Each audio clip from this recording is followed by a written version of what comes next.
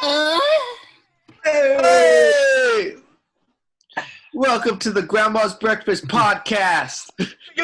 Yeah. I'm your boy, Charlemagne. Me so horny. Oh yeah, baby, yeah. Yeah, Frank, weren't you gonna have some of that things like that, sound bites? The sound effect. I know. We should get I some. need It's all right, dude. No, I'm just asking. to. I don't give a shit. Stuff for next Eventually. time. Stuff for next time for sure. I don't give a shit, dude. Next time. So what's up, y'all? Episode We should 3? come up, Is this 3? Yeah, 3. guys. We should come up. We should come up with like a legit intro All right. for like Yeah, all the let's do it. episodes. That would be cool. We could do it live. Like a synchronized Fuck dance. it, we'll do it live. Yeah, we should end it like that. I'm down to do a dance, dude, if that's what you want to do. I'm down. All I right. like it. I like it. Next week. All right. So what's up, y'all? What have you been up to? How's your quarantine going? Quarantino? It's going worse. It's Worse? going worse every day, yeah. Really? Losing my gains. Dude, I know. I haven't been working out. Not I'm for fucking long. lazy. No, not Yeah, for long, dude. Dude, I lost my beard over the week. I don't know what happened to it. Oh yeah, I didn't know that. Dude, You I put it look, down uh, and like- it's just... You and Mijo look like 20 years younger without a beard. Dude, Dude, your shit goes fast, Mijo. I'm growing it back, G. Yeah. I told know. I Oh, told you you. shave it like last week? I shaved it last week. It You look- usually takes like a week and a half for it to come back. You So look back pretty to cool. normal. yeah. Yeah, look fucking cool, dude. Sexy as fuck. I feel like... You I feel remind like... me of you remind me of the dude from Weezer. I don't know if it's what the the fuck's that singer? game? Phoenix or something? The drum I set? think so. That guy's name Phoenix or something? Yes. Drum set. Say it! I look like the drum I set. wanna know, Thanks, man. what's That's the- really nice. Dude, It's when a is the key last member. time? When is the last time you guys completely shaved? You I saw me bet- last Been a year. while. Yeah, Oh, yeah, last that's year right. for me. Like clean I shave? think I This isn't decided- clean. I Michael decided saw on me, dude. keeping my beard like always now. I looked at pictures of myself last year clean shaven, and I was like, dude, I don't like the way I look clean shaven. I felt the also same. hate I respect shaving, that. I respect so I that. just decided I'm gonna keep it like this. But I don't want it to. I want it to go big. Yeah, and I dude. was like, I don't like that either. Shit. So like right here is probably where it's gonna live. When you go hit on people, Yeah, I don't like- women I throw fucking- water in your face. Like, shut up, Franklin, Galvin. I don't want to talk to you. You don't have a beard. You're not a real human. You're a subhuman even. And you're like, I gotta grow a beard. That's it. I gotta grow a beard. I got it, girl. Nah, I just hate shaving. Dude. Shaving does suck. Fucking hate. I hate the way I look without a beard. I hate the way that I look without a beard too. But I just figured because I'm not really going anywhere and I'm not really seeing anyone. I'm just gonna fucking shave it. Yep. Because I like trimming it and like fixing it and like blah blah blah. It's more of a pain in the ass. So it's You don't just like like doing fuck that? it, dude. I'm just gonna shave everything. I don't mind doing this. I Um, do a lot of them and I lined it up, and then it's fine. Takes I me like 5 minutes. scaping my beard. I don't mind Man, doing it, creepy. dude. It's like a I don't bonsai mind- tree. Which brings us to I our don't mind topic of doing today. it. Manscaping. That's our topic today. Have you guys seen? There's a new shaver that came out by a company. I think it's called Manscaped or whatever. Bro, Yeah, yeah. those fucking Yeah. ads, The those ads are lawnmower? so good. I love those ads. They're Have you seen the one called the lawnmower? It's just No. a shaver I feel like that's I literally have. called the lawnmower. But It's like in YouTube ads. Is it and is stuff, it shaped right? like a lawnmower? That'd be fucking cool. It's like a normal trimmer. That would be a good one. That would be a good one. That's the That's the bit, dude. You have That's to a start it short. manually. You have to do the. Yeah. That's a skit. That could be the skit, dude. That could be Yeah. the skit. All right, that concludes the podcast. Whose ghetto ass house is that? Who's Okay. who's got the cops outside? That's me. Is that your I ghetto live- ass? That's Ivan. I'm gonna guess it's Ivan. That's- I don't know. Anthony's the one that lives in La Puta. Oh, you yeah. live more in the hood, dude. That's street Anthony, difference. this was unprompted. I didn't prompt him to say that. I'm always giving shit, Anthony, for like That's not living part up of one the day. Yeah. Yo, We're don't like a don't- street difference. Yeah, kinda. Yeah. I know when I went to your house last time, there was like some dude like sitting in his car. He looked like super gangster, and he was just like staring me. That was my down. brother. That's his brother, That was dude. your brother? No, it wasn't. Yeah, dude. Look, freaking I knew racist, immediately when you dude. started saying, I was like, yeah, that's his brother. Seriously. Man, Racist, it's about it. dude. It was just funny because I got on my car and, And it's I'm on like, camera. around, and he's like looking at me, and I'm like, oh shit. He's like gangster looking, and I was like, Well, the funny thing is, he likes that style, but he's like not a gangster, but he also has a disorder, so like he's always like kept that style. okay, Yeah. I got you. I was just saying I Gangster. didn't feel that threatened. My Oh minimal, no, you're good. it's like you're minimal fine. threat level. It's just like, oh, He stares at everyone. I'd feel threatened. Like if I saw Andre, I'd fucking run inside or like, oh shit. that's funny. Dear. Dude. That's really Yeah. funny. He would change his clothes, but damn, it feels good to be a gangster. I know that. I'm proud of that one. I don't give a shit. You guys didn't laugh. I thought about that one for like a solid 10 minutes. I don't care. All right, so Office wait, Space is are good. we? Should we?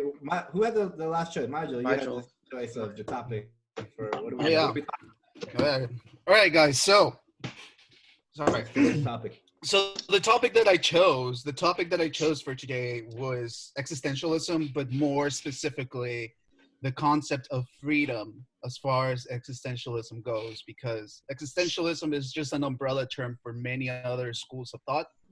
So I just wanted to focus on the concept of freedom and the concept of living in bad faith, which is what the video was about, the 8-bit philosophy video, Yeah. right? Good video.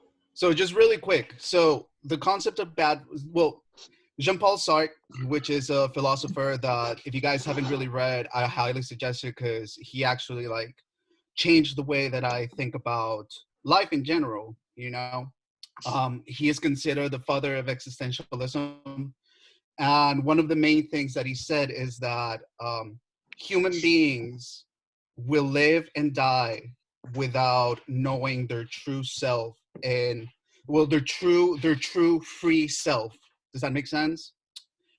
Because we are always bound to a set of rules, whether they be government rules, religion rules, or even your own set of values and rules that you live your life by. So you're always bound to a certain rules. It reminds me You know, of so the Vampire Weekend song. We're bound to the tracks of the train. We are. right. So no, but pretty much that's it. Line. But that's pretty much it. Like you never get to know your true free self. And the concept of bad faith, it pretty much says that you're living your life based on the rules and guidelines that somebody else gives you. For example, being a musician, people tell you that in order to be a successful musician, you have to suffer for your art. You will probably live like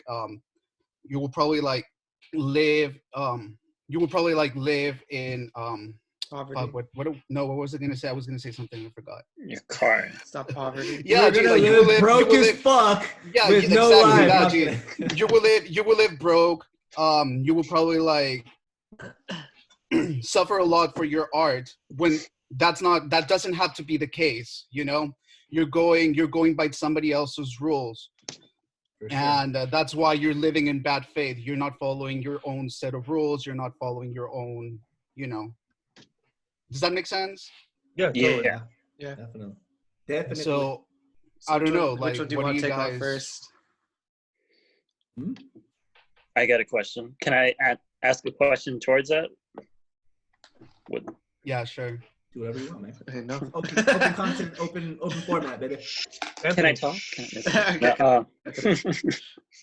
Can you not? No, I'm just kidding. No. If you choose that, man, if that's what your choice is, dude.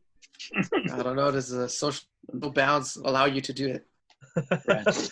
Are you Well, in questions for everyone. Let me take a swim first. Have all of I you have in never. some way, No, I'm just kidding. for whatever your art may be, do you feel like all of you have been told something similar to what Majo has said? Which one?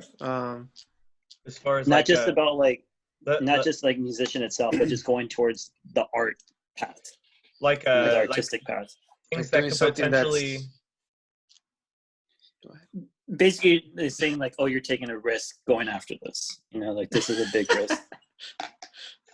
So yeah, like basically things that could potentially build bad faith, like those kind of things, right? Like Pretty much everyone's telling you, why are you going down this road? Like when you can typically go down a more structured road, like becoming a doctor, engineer, yeah, blah, blah, blah, that shit.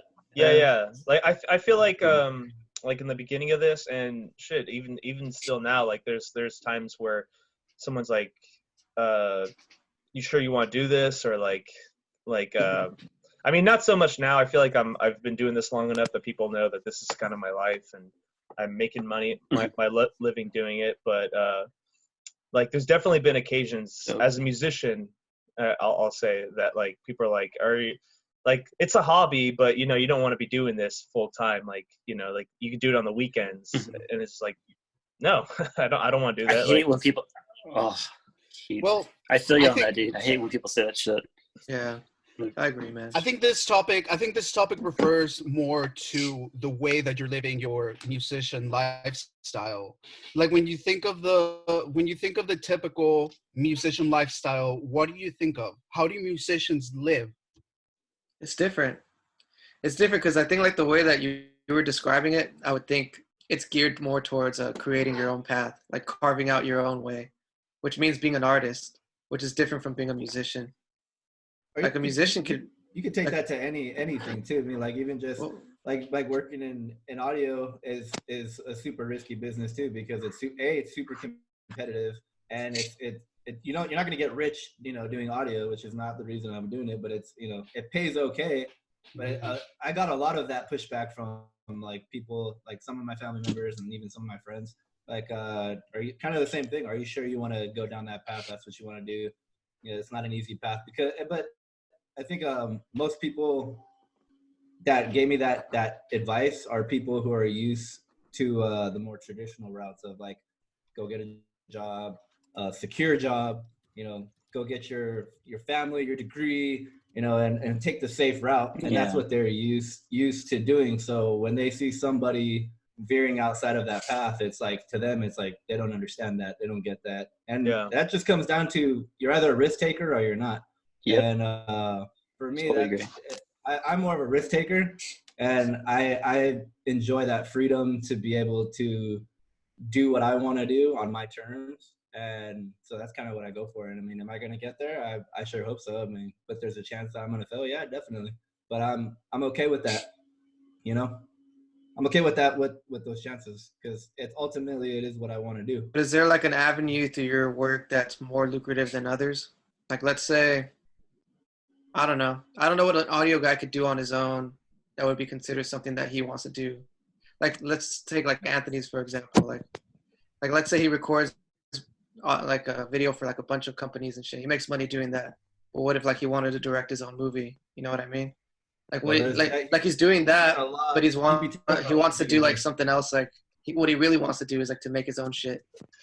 But I really that's kind of like what I'm saying. Like what I was saying about musicians. Like with musicians, you can play for like artists and make money, and like you could probably like play like gigs, like cover gigs and shit. But when like you're doing like something that you want to do that's probably original, like I think you're carving out your own path. I think that's like a little more difficult. And probably like harder to stay true to yourself, because like, I mean, maybe it's not lucrative, and it probably will never be. Yeah. Well, well, yeah, that makes sense. I was just gonna ask. Are we talking about what's lucrative? Or are we talking about the freedom of staying off the normal, like it kind of goes. What everybody else is. It kind of goes. Asked about in poverty. You know, like living in like an impoverished state, like suffering for your art. That's what he said. It kind of goes hand in hand, okay? Think about it, G. Like, if you are a musician, I feel like every single musician has played in a cover band before, right? Yeah. Why? Because you wanted to, because you had to? It was a little bit of both. Money, and it was fun. Money? Yeah, but if it was your choice, you probably wouldn't have done it, right? Dude, if it was my choice, I'd be the fucking biggest rock star on the planet. Like, that's what I would want to do. Now, that's an interesting thought. But you're working towards that, aren't you? I mean, yeah. In regards of like kind of like Horsehead Nebula and stuff, like that's kind of the goal. Yeah. So like one thing that I found very interesting about kind of learning more about this is that like the kind of like the bad faith that we set up and the walls we set up from like taking us off the path of doing those things, like kind of saying like I couldn't do it because like I'm nobody would listen to me, or like I don't have what it takes to be that person, but then the other part is like just saying fuck it and just doing it anyways, and then kind of creating your own path, and like I don't know. That's pretty much, in a way, that's pretty much what it is, dude. If you are, let's imagine that there's this path that everyone tells you, or just it's implied that this is the path that you have to follow to be a musician, right? Like you have to start a band, you have to play a lot of chicken shit gigs, you have to probably join a few cover bands to make the money and blah, blah, blah, blah, blah. You have to suffer, you have to do this, you have to do that. Like these are not rules that are written anywhere, but it's the rules and it's the path that a lot of people, a lot of musicians follow. That is pretty much the concept of bad faith. Their path, or the path that it's already in front of you, it's not your own path. It's not what you decided. You're following other people's roads to success, quote unquote. Hold that thought real quick. We have 1 minute, less than a minute left.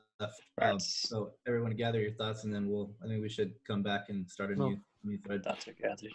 All right. We're gonna stop recording right now. All right, we're recording. You liar! It's not open. Wait, we're recording? Yeah. Okay. I was Let me just close this important window. All right. All right, so who was talking last right now? Nigel. Yeah, what the fuck was I saying? You're saying something about the concept of living in bad faith, right?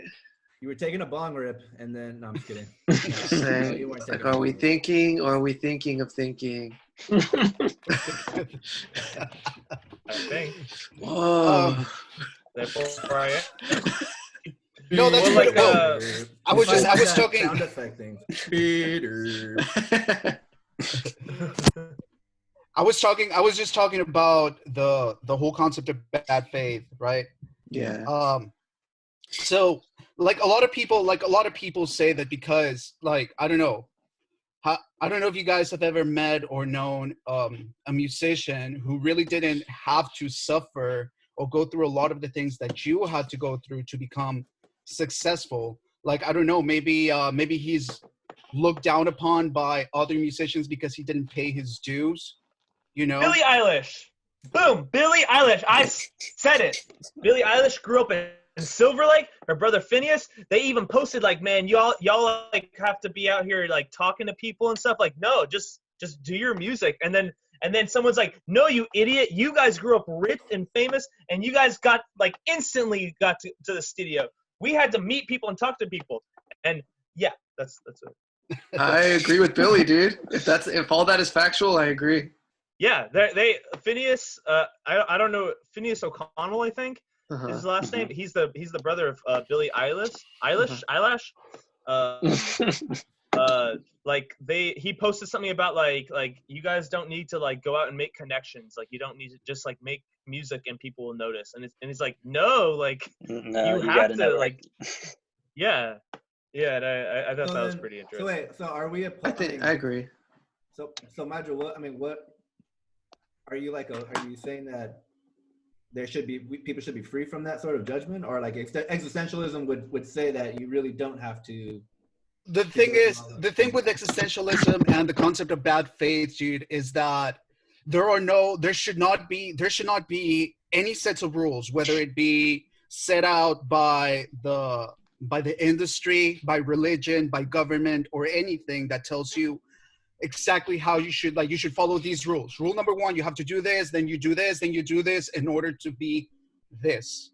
So then if that's true, then there shouldn't be a rule saying that people shouldn't have those views towards musicians, and musicians should be allowed to have that sort of thought where hey, I think as musicians, you should have to go through the work that we put in, right? I mean, Well, the thing, we got to play both sides if we're gonna say there's no rules. well, the thing is, I don't really agree with either. I don't think that there is like a. There's obviously no like there's a beaten path, but there's like also like, you know, offshoots. But I don't think that's like a. I don't know something. Well, I guess it is imposed by society, right? Because I don't really see it like, I don't look down on musicians. Like I don't look down on Billie Eilish for going through that. Like she did what she did, and I guess like her circumstances were just better than most people's. mm-hmm. I don't think that has anything to do with her existence. Well, existentialism, I suppose. You know. Yeah, I as much as I shit on them for doing that, and I will shit on them. Yeah. I can't deny that everybody has their own journey and everyone has to make their choices from that point too. Yeah, and you have like different tools at your disposal too. Like everyone. Yeah, has tools. I mean, I'd be slightly more irritated if they did. If they had the tools and they didn't make the choices to move forward with it. They're just taking advantage of the tools they have, which is pretty awesome. Mm-hmm. And probably the fact that they didn't have to follow like the starving artist life. I mean, that goes to show that they're living in good faith. I don't listen to Billie Eilish. Like I don't know anything about her, man. Like I don't know if her music's like really speaks to people. Like I'm not sure. I'm not saying it doesn't. I mean, there's a reason why she's famous. Yeah. But people get famous because like they're told. Like they're told. People are told to like them. Sheeple. We were just having this conversation last time. We were talking about it kind of like always like comes back to wraps art around too. to shit like this. Yeah. You guys know who Mortal Technique is? Comes back to the art. Yeah, I like Mortal Technique a lot. Well, I think it's a one real line deal. there's one line that he says from the song I really like when he says, I know what you're gonna say. Yeah. Because just because you go platinum, it's got nothing to do with luck. It just means that 1 million people are stupid as fuck. And I'm like, damn. I agree. I agree, dude. That's freaking good. Mm-hmm. It's really good. Well, we can even step out a little bit from the whole artistic world. I kind of wanted to touch on the religious side of things because that's like something that's like stuck with me for a while. Yes, dude. Like, for example, dude, we can go there. For example, dude, for people who are very religious, dude, it seems like everything that they do in life, like every decision that they make in life, it's based off of their religious values or their religious rules, right? And that's what makes them a good Christian, right? Or a good whatever religion they are, right? Mm-hmm. So they're not following, if like the concept of bad faith tells us that if you are one of those persons, you're living in bad faith. You're following somebody else's rules, right? Whether they be good or bad, whatever, dude. Like you're not following your own set of freedom rules. Does that make sense? Well, but they don't live in freedom. So yeah, I guess I get what you're saying. It's they are bound to what the Bible says, and they're bound to those specific rules. And coming from a very like traditional Catholic background, like family, I could definitely vouch for that. And I'm sure you guys too, you and Nigel too. I don't know if you guys are Billy and Anthony, if you guys grew up in like a really religious family, but coming from like a Catholic, Roman Catholic family where I went to like Catholic school, and it was very like, it wasn't about what you wanted. It was completely about following the rules and reading the Bible and doing exactly what that thing says. But I think I never really stuck well with me because I've always seen the hypocrisy that goes in both ways. And it really got on my nerves and frustrated me that I would see people that claim to live by the Bible and claim to live by God's word. But then 5 minutes later, they're like, acting like douchebags with people and just generally being like kind of shitty people. And I think that blind faith is actually more dangerous than people who are, maybe choosing to not believe in God or not believe in religion, because pushing that blind faith onto people is like really frustrating, because there was a video, I don't know if that was the same video that you shared with us, but it was basically the opposite of existentialism, which would be essentialism, right? Which is essentially what religion teaches, is that you have a specific job or a function that you're supposed to serve while you're here. And that's another what the religion teaches people to have that sort of belief. And it's the thing with that is like that really frustrates me is people who use that belief to justify their their sort of blind way of living, and kind of like all their responsibility is like, oh, I'm not responsible for anything I do because God, is guiding my path, and God says that, he's going to take care of me. It's like I'm cool with people, having these concepts of or sharing these concepts of like, having faith in God and all that, but it's frustrating when it gets to, because I have some people who are pretty close to me who are like super, super religious, and it gets frustrating sometimes having conversations with them because they get, and not even just religion and Christianity, but also like just spirituality in general. There's a lot of people who are like, I'm just going to let, I'm going to let everything happen as it happens. And then, I have no control. And it's like, yeah, but you have a responsibility because you have the choice to do something or not do something. So you can't, putting it all out there and just giving your power away and saying, oh, I have nothing to do with it. It's actually really irresponsible. I mean, it's super frustrating to do. In a way, I feel like in a way when you do those kind of, or when they do those kind of remarks, when they make those kind of remarks, is they're denouncing their own freedom. They're putting that outcome onto a greater or more powerful being, right? They're trying to get rid of maybe their blame, or maybe their look, I'm going to read to you guys, their responsibility. I'm going to read to you guys really quick what Jean-Paul Sartre says about bad faith. It says, when Sartre used the phrase bad faith, it was to refer to any self-deception which denied the existence of human freedom. According to Sartre, bad faith occurs when someone tries to rationalize our existence or actions through religion, science, or some other belief system which imposes meaning or coherence on human existence. So, in a way, I feel like when I read this, dude, I feel like, because he also talks about it in his essay. He says that there should not be the concept of purpose, like most people believe.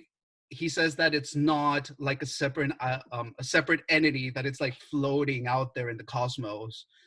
That when you're born, like, because a lot of people say that I was born to do this, I was born to do that, and this is my purpose. This is my purpose in life. Blah blah blah blah blah. Sartre says that humans are not born with a purpose. There is no purpose whatsoever. That thing, that thing. What's going on with your mic? Is it mine? I don't know. Something super loud. I think. Are you typing? No. I don't know. Someone's mic's jacked up. Anyways, go ahead. He says that the concept of purpose does not exist within ourselves when we're born. Like, we find the purpose and we make that purpose our purpose. Does that make sense? Yeah, we totally. find purpose. Yeah, so no predestination. There's no. Yeah, he doesn't believe in the concept of predestiny. Yeah, I agree. What you find when you think of your purpose in life, you were not born without purpose. Yeah, I agree. You made that your purpose. You made it your purpose. It was your decision. I mean, we were talking about it the other day, that I think purpose is kind of discovered more than like made. Like when I told you I was watching when I was a kid, I would watch Michael Jackson live in Bucharest over and over and over again. And I don't think like I knew like, oh shit, these musicians are playing like this and like this guy's dancing really good. Like, I just knew that there was something like cohesive happening. And I knew that I liked the music, like the vibrations. I think like later on in life, like I realized like, dude, like little by little, you start discovering, oh shit, I really like music. Like I really, really like it. And you just like adapt to it, and you become it becomes part of you. Yep. Yeah, that's crazy. I felt like what you're talking about that too. Like at like age 15, like it was just like a weird thing. Like as soon as I turned 15, it's like I have to do music. Like there's nothing else that I want in life other than this, and I want to be really, really good at it. And like how did you come up with that concept? I think even from what Ivan was saying, that now I feel like that could have been a thing, because I loved musicals. I loved like things that had music in them, but I was like I don't really have any like desire to play it. And then like it almost feels like it was like an on switch, like, but I know there's more to it than that, but like from that point on, it was like just destiny, just like kind of awoken for me, like, and I knew I wanted to do this for the rest of my life. Do you feel like your love for music was something that was always within yourself, G? Or did you feel like you made the choice? You were like, okay, G, I actually like this. I'm gonna do it for the rest of my life. Or I feel like I made the choice. I feel like there was definitely a love for music there, but I feel like I give myself credit for making that choice, because I could have done anything. Like I realized that I could do it. I realized that it was something that if I worked really hard at, I could be good at. And then through my actions after that point, like I was like, okay, I am good at this. Like, or if not, at least I know I can get better at it. And that kind of fed into that a little bit. Okay. Now, you guys ever do you think that that a lot of the essentialism points of views, the religious views, these people are people who believe that they have like this given purpose from God? Mm-hmm. Do you think a lot of that comes from I sometimes wonder if a lot of like the wanting to hold on to that concept, because it's not like it never pops up in people's heads, like that maybe it's not true, maybe that we actually have our own choice. But I feel as people get older and they continue to go down, like, let's just say the religious path or spiritual path, that they, after they have that questioning moment, you either make that choice. There comes a point where you either make the choice to break away from that and discover your own purpose, or you actually lock into that idea and you go even further into your faith. I agree. And I have friends that have gone one or the other. Well, my question was going to be is, do you think that the people who choose to stick with that route and stick with their faith or their belief, do you think some of that comes from the idea that life is a test from God, and that they're almost so afraid that they're going to fail that test that they want to make sure that they're like locked into that? I kind of feel that is on step with a lot of people, because when I've had like long discussions about religion with some really smart people who I consider to be really intelligent, and that seems to be like the overall concept is, what if you're wrong? It's like, well, what if you're wrong? And they're like, well, I think they're trying to play. I feel like some of them are trying to play the safer route, and I don't know. I don't know. Well, I guess if it's true, it is a safer route. Yeah, I guess. Yeah.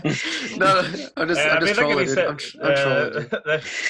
Yeah, guys, take it easy. Ivan is a devout Christian, guys. Yeah, dude, come on.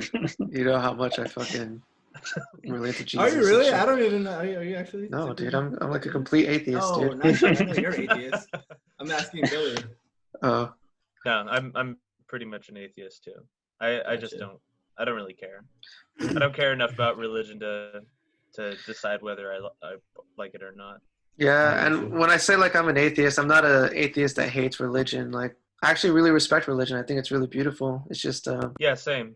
I just think I don't really subscribe to a theology. Like, yeah, that's how I feel. I feel like for some people, like it works out really well in their lives. That they're in a dark place in their lives and they find it, and that leads them down a path of like bettering themselves and being better for their community and families. But for me, I'm like, yeah, like you said, I don't subscribe to that.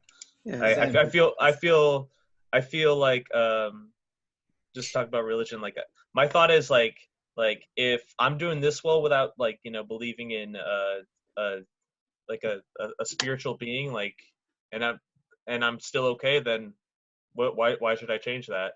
Yeah, same. That's exactly why when I came to that point, because I've gone back and forth between wanting to study religion and actually opening up to the idea of religion, and then the complete opposite of that, like atheism for most of my life.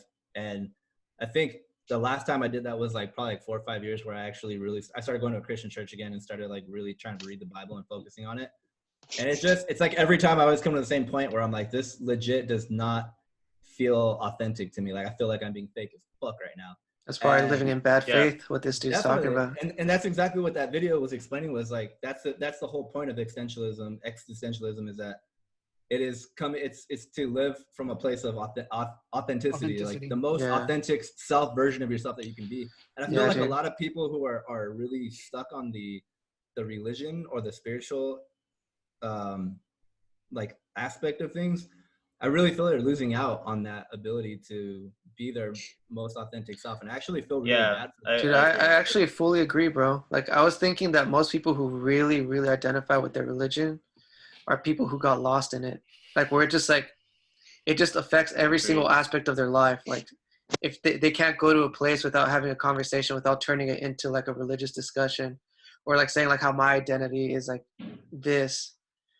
I mean, there's like beautiful things about religion. Like it'll help you out. It'll help you cope, and it'll help you like. And I think it's real, but I think it's subjective reality. Yeah. But I think when you're like imposing it on others, then you're fucking lost. Like I think that's the part that frustrates me, is when it's being imposed.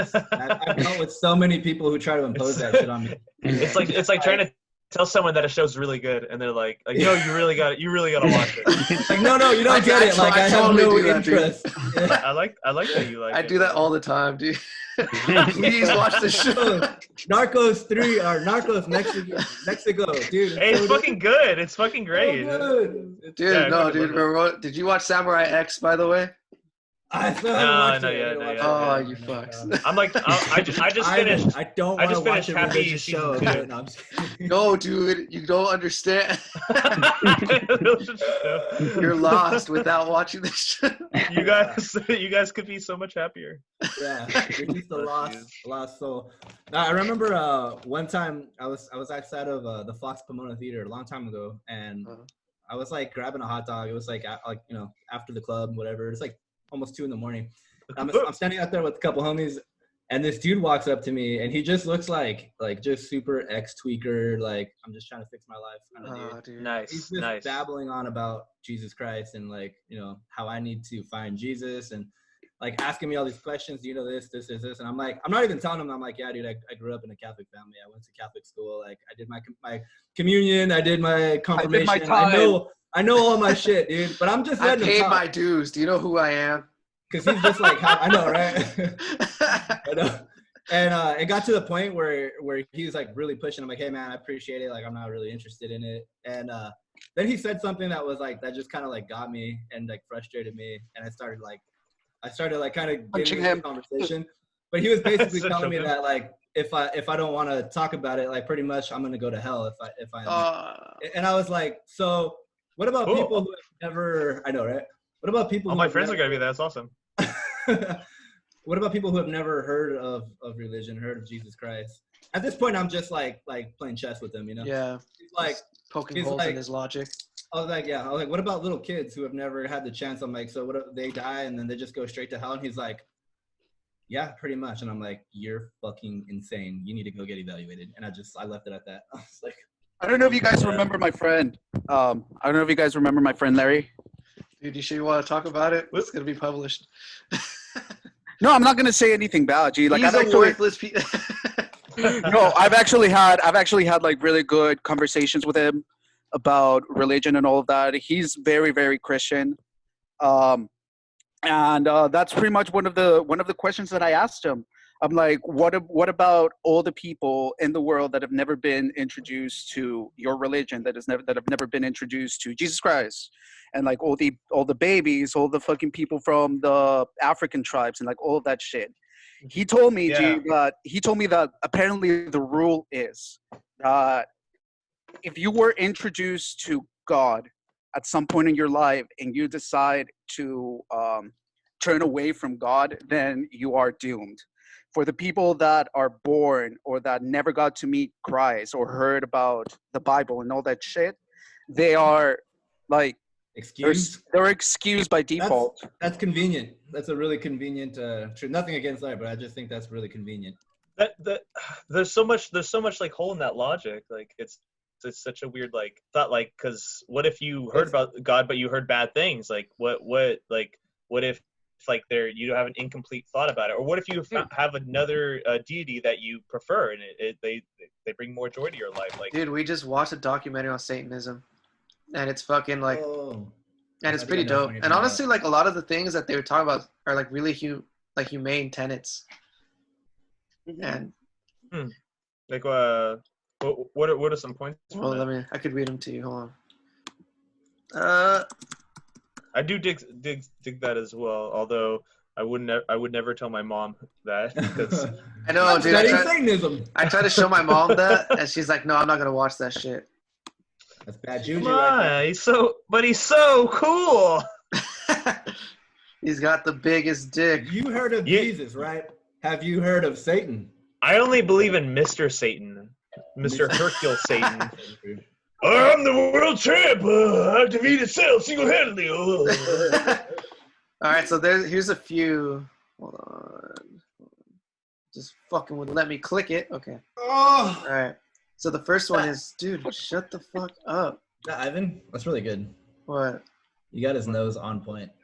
What happened? Really. Is that Mr. Satan? You kind of gave him a pig nose. Wow, dude. Does he have a hairy nose? Does he got hair on his Dude. nose? Oh yeah, let me get I this. look like fucking. You're hairy like animal. Yeah, seriously, dude. Make Like love to me, monkey Sasquatch, man. dude. Okay, so the first one is one should strive to act with compassion and empathy towards all creatures in accordance with reason. And The Satan. Yeah, and Satan. The second one is the struggle for justice is an ongoing and necessary pursuit that should prevail over laws and institutions. 3, one's body is inviolable, subject to one's own will alone. What does inviolable mean? Inviolable. You can't violate it. You can't violate it. The fourth one is the freedom of others should be respected, including the freedom to offend, to willfully and unjustly encroach upon the freedom of others to forego your own. The fifth is beliefs should conform to our best scientific understanding of the world. We should take care to never distort scientific facts to fit our beliefs. Good luck with that. Yeah.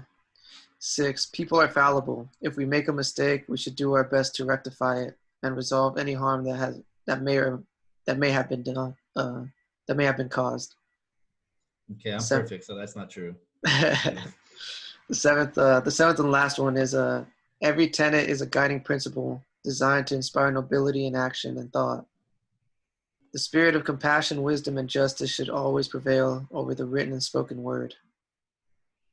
And that's the last one. I feel like you just explained those concepts of existentialism that were laid out in that video. I think it's like a cohesive with like a well thought out perspective of reality. You know, like we're not really like beings in a vacuum. That's so interesting because then it's like if you were to consider like what a lot of like if we're talking about like the major religions, like what they're doing going off of their good faith, where you wouldn't have those choices, you wouldn't have those things, those like don't line up with those are Satanists like quotes, right, or ideas, I should say. The so like, tenets.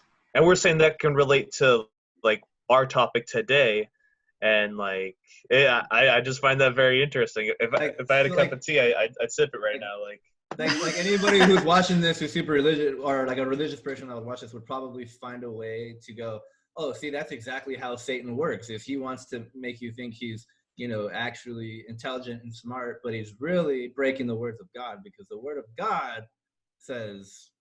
But it's like what's really nice is that like it's said, like the pursuit of justice is like ongoing.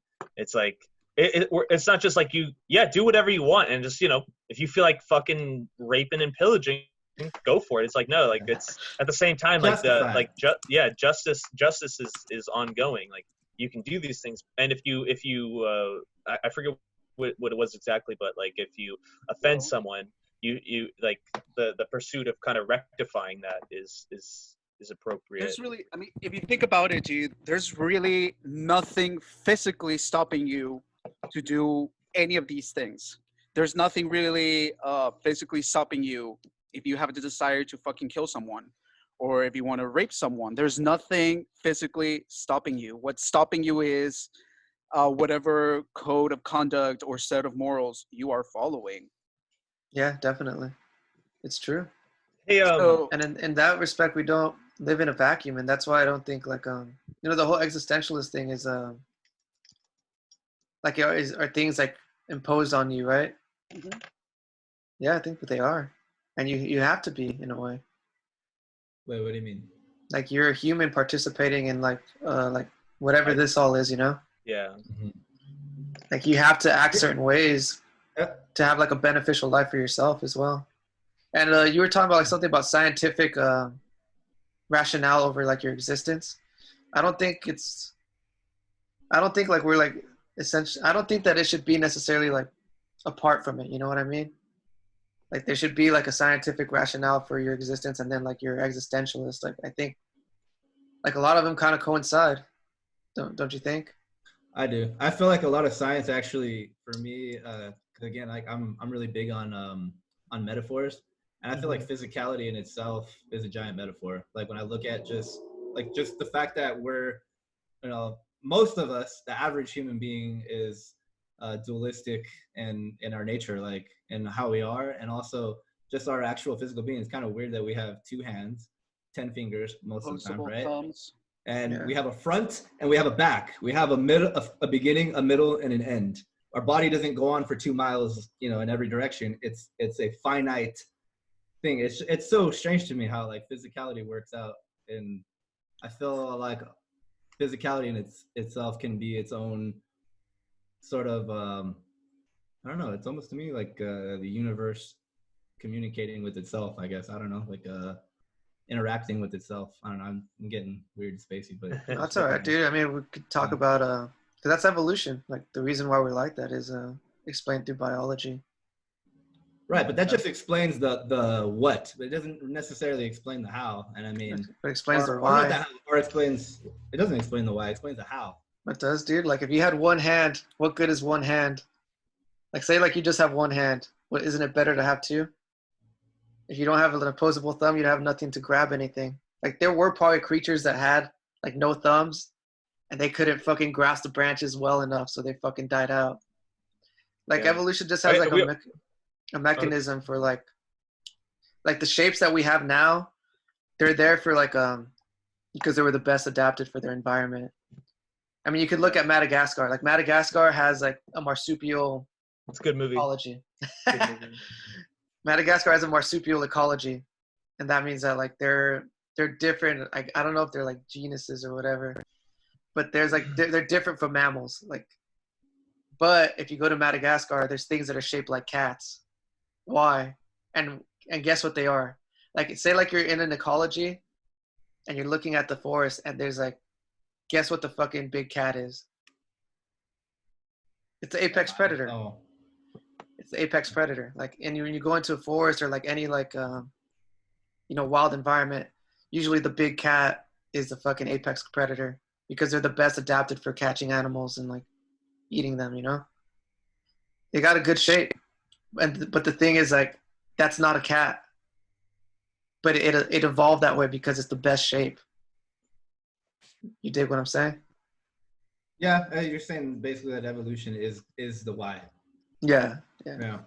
I guess I can get behind that too. Yeah, I still feel like a lot of. Sorry, go ahead. I also think that we build on these things too. Like we of course build a world where we plan on having 2 hands, or for the most part anyways, like 2 legs, and like things aren't like in a city or like a state like ours where everything is super close. We're close to each other. Like we built it that way on purpose too, with the idea that evolution is we have all the fingers, all the things that allow us to do these things, but then we also build towards that too. So it's where I don't know. I guess we're I don't know how to word this, but like we're still evolving, and we're a big product of that evolution ourselves. We're like, dude, with what we eat, what we do, like we're feeding that evolution to where it's going to. I feel like where the hell is it going?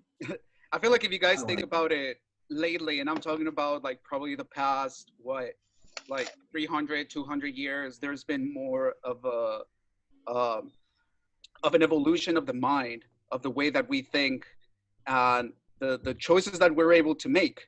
Like, if you think about it, probably like like 150, 200 years ago, people were still being killed. They were still being sentenced to death by denying their the faith, by denying Christianity or things like that, right? Yeah. And I feel like right now it's the first time in now I'm talking about like these past couple of 100 years. It's the first time in recorded history that there's been like a liberation or a revolution of the spiritual mind, that we are able to change religions if we want. We're able to like fucking like question things that if we would have questioned those things probably like in medieval times, we would have been like fucking burned alive. You know, that's still happening today, but yeah, for the most part, yeah, we're for the most part, that still happens in some countries, unfortunately. Yeah, I agree. Yeah, I pretty agree. crazy. But for the most part, like I feel like we're in the midst of this changing of the way that we think. Dude, I have a question to that. So, like, do you think this revolution is an existential dilemma? And do you think that the fact that so many people have anxiety and depression, do you think that's an existential dilemma? That's a good thing that you brought that up. I'm gonna read this to you guys again.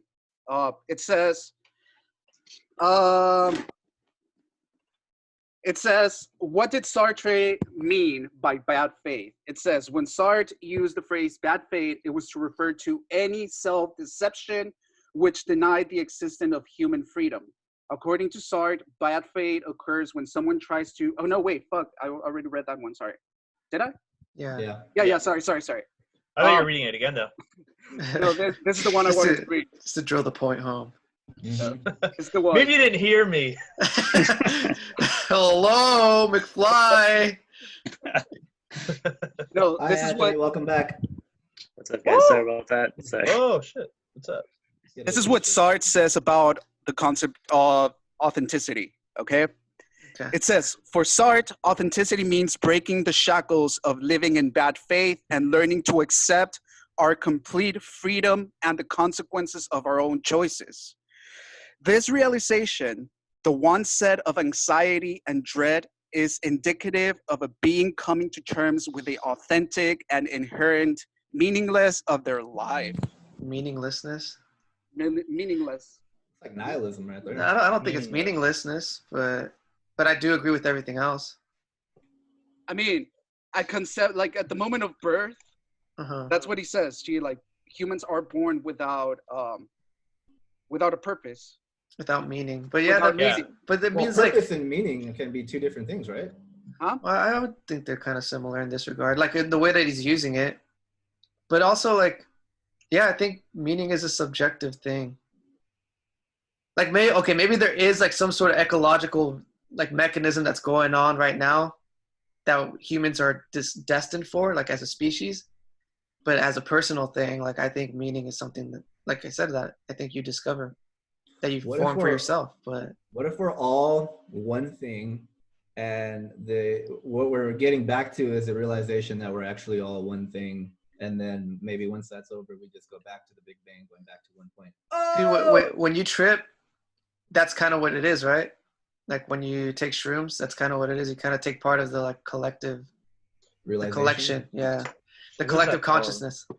Yeah, it's like it's like an ego loss, which is ego death, kenosis. Yeah, ego death. That's what it is. It's weird because I've gotten like I haven't done too many crazy drugs, but I've tried like I'd say the three most like trippiest experiences has been with mushrooms, ecstasy, and Anthony, no. Well, like with mushrooms, I know where'd he go now? Why is it? You said it. He doesn't want to hear about your fucking drug dude. Well, with like mushrooms and X, I've gotten to the same point. I've only done them a couple times as far as like a recreational dose. But I remember at one point it got to the same experience where it felt like time has just kind of completely like come to a halt, but not like in a movie where like everything literally freezes, just more like my concept of time and like separation from everything kind of just went out the door. And it was just, I don't know, it was just an experience of seeing everything actually, how connected everything is. It's really hard to explain. No, and the same thing I happened get on it. a really high dose of weed. Like I was just super stoned out of my mind one time. Uh-huh. And it literally felt like the same exact experience. Oh shit. It's kind of strange that they can all make you feel like that. I'm sure there's other drugs that will probably do the same thing. Are they call them like disassociatives or something? Acid made me I feel have that no way. idea. Oh I've really? never done acid. Yeah, but I've done it once, and it's kind of the same thing. I liked it. I mean, it wasn't as crazy as I felt like everyone was saying, but also I didn't take like a shit ton of it. I wasn't like fucking like on the floor and shit. I went like in the mountains. It was really nice. I felt really connected. Well, do you guys battle with anxiety at all? Yeah. Yeah. I feel like I do. I think not chronic, dude, but I've experienced like really, really bad anxiety. Do you think a massive one last year? Massive anxiety attack. I know you were telling me it's a good one. You can say it right now if you want. That's a good one. That's a good one, man. It's really funny. It was a great story, dude. It was a really funny story. That's really funny, dude. I mean, if you don't have to, I mean, yeah, it's cool. I mean, it doesn't matter. I mean, it happened while I was at the gym. Maybe it's just really weird because I've had other ones before and they didn't happen. Like they usually happen because I was tripping too hard. I was like super stoned or something, like out of my mind, but I was completely sober. And yeah, basically what happened is like me and my ex-girlfriend had like just broken up and I hadn't seen her in like a month or like more than that. And I saw her at the gym and it was like I was working out and it was kind of like this like I'm gonna see her kind of a moment, but I really wasn't making a big deal out of it. In my head I was just like, yeah, just keep working out, like whatever. If you see her, say hi to her. If not, like just keep working out. Yeah. Well, I'm like doing my thing and I'm like working out and everything's fine. And all of a sudden, like I had this, like my heart just started like pumping really, really fast. And I was like, what the fuck? And so then I went into this, like, you know, the little room where you can kind of go in there and each gym has them. There's like a mirror and people go in there and they do like their Pilates and all that shit. You mean the bathroom? Oh. Yeah, I think I was and shit. It's like the studio or whatever. So I go in there and I'm like, I'm just gonna stretch for a little bit and like just chill out. And then I laid down and it was like, got completely worse and I couldn't breathe and just massive anxiety, dude. It was crazy. And I was trying to control it. And it was like my fingers started literally like locking up like this. And it was bad, dude. I legit thought I was gonna die. It was so embarrassing. So like I don't know. I didn't know what else to do other than like to go to her and just go talk to her. Cause it's not like I hated her or she hated me or anything like that. She's like still, you know, my friend or whatever. And yeah, that she was able to calm me down. And yeah, anyways, that was just one of the worst. That was the worst anxiety attack I've ever had. Yeah, man. Yeah.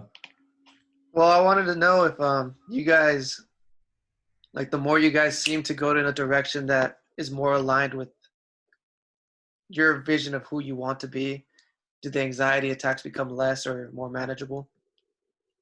Because I know that's the case for me. I feel like when I work on a lot of stuff, and if I have a deadline of like 3 things, and I'm like not sure if I can get them all done in time, that's where anxiety usually kind of kicks in. I get social anxiety too sometimes, but I feel like I've learned to manage with it a lot more and how to. It's more just like a mindset thing. Like, okay, like I'm just psyching myself out a little bit, and the same thing with like this. Like I have to like choose organization and stuff like in order to like combat like getting anxious near a deadline. Like I have to do things early so I don't feel super okay. So when I did that Thursday, I did a concert on Instagram on Thursday, and I was really excited about it. But like, oh, thank you so much. That's cool. All right, don't brown nose. No, I appreciate that. I know. List three out of 4 of you guys fucking showed up. Sorry, Anthony. Dude. I'm sorry. I'm still working at Costco. All right, no, I'm just kidding. I don't care. But I was super anxious leading up to it because my brother ended up wanting to go last minute, and like I had already had everything planned. I packed up everything. I had a list, and then he decided to go. And then he wanted to ride with me, and was like, "All right, well, I told, like, all right, just be ready by 3:00, and then we're gonna go." And then we didn't leave till like 4:00, and I was just super anxious the entire time. And I like to be prepared. I like to get up early, and then like that was a time where my choice was a little bit. If I had it my way, I would have gotten there early. Would have been relaxed, chill, eat some food, all that good stuff. But yeah, it was a little bit of a bummer. Gotcha. Management.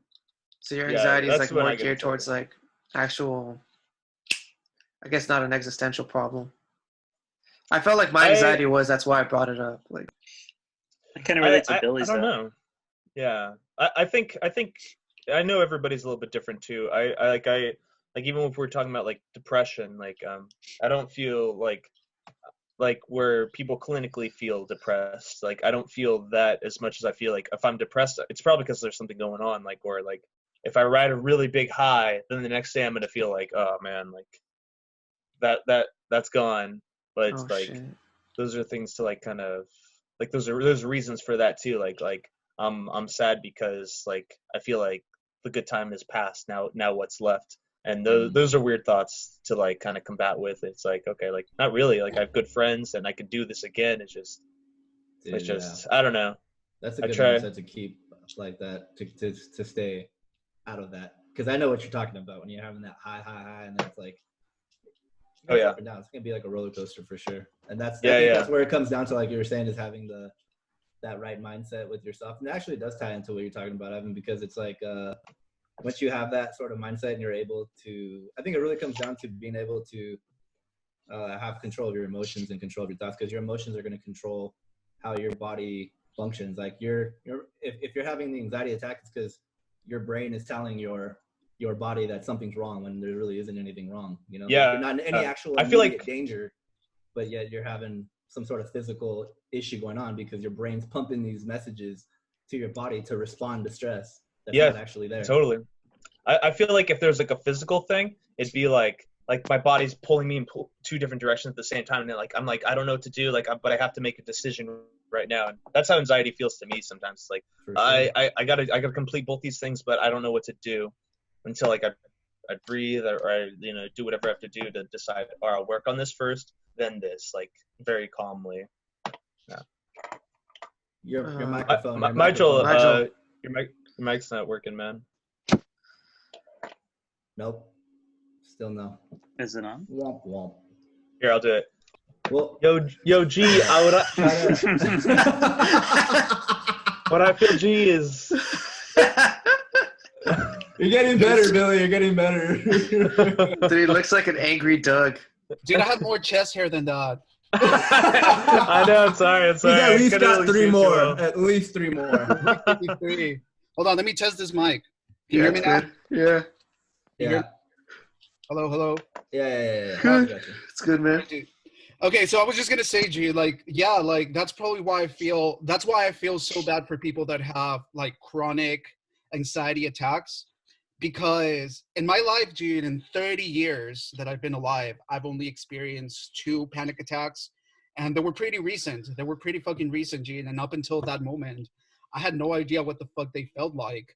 You know, and if I had to be honest, dude, like growing up, like in high school and all of that stuff, G, I always thought that it was kind of like a bullshit thing, you know? And this is me speaking honestly, G, you know? And honestly, dude. But the thing, G, the thing that happened to me, G, is something. It was more like a physical anxiety attack. You know, it wasn't so much psychological. I feel like I already talked to Ivan about it and I already talked to Frank about it, but the first panic attack that I've experienced was when I was coming back from Mexico during the holidays, during Christmas and all that. Yeah, and for the, like, if you guys don't know already, I have, dude, like, if you guys don't know already, I suffer from really, really bad acrophobia. Like, I'm terrified of heights. I'm terrified of fucking heights, dude. I have nightmares about that. That's like the thing that haunts me at night sometimes. But this is the thing, dude. Like, I've always been able to fly. But the thing is, I have to take like some kind of medication, or I have to like get drunk before I board the plane. So this time, dude, because it was a very, very early flight, I didn't fucking do anything. Like I just went to the fucking airport and I boarded the plane and whatever, G. Well, the thing is, that day there was a really, really bad storm coming from the Pacific Ocean. And in the middle of the flight, G, in the middle of the flight, we were flying right through that fucking storm. And G, like I remember, G, like all of a sudden the fucking plane just starts shaking, and it's shaking really bad. And it starts like going, it started like dropping and then going up again and then dropping and then going up again. God. And it was doing it a lot, G. It was doing it a lot. And like all of a sudden, just imagine turning off the engine, like it'll work. Right? There's a guy outside trying to start the engine. That's a guy in the boiler room. I'm giving her all she's got, Captain. Sorry, man. Sorry. The boiler. So no, anyways, dude, like just try to imagine yourself in that situation, dude. Like you're going through really bad turbulence, and like you can already notice like everyone around you like freaking out.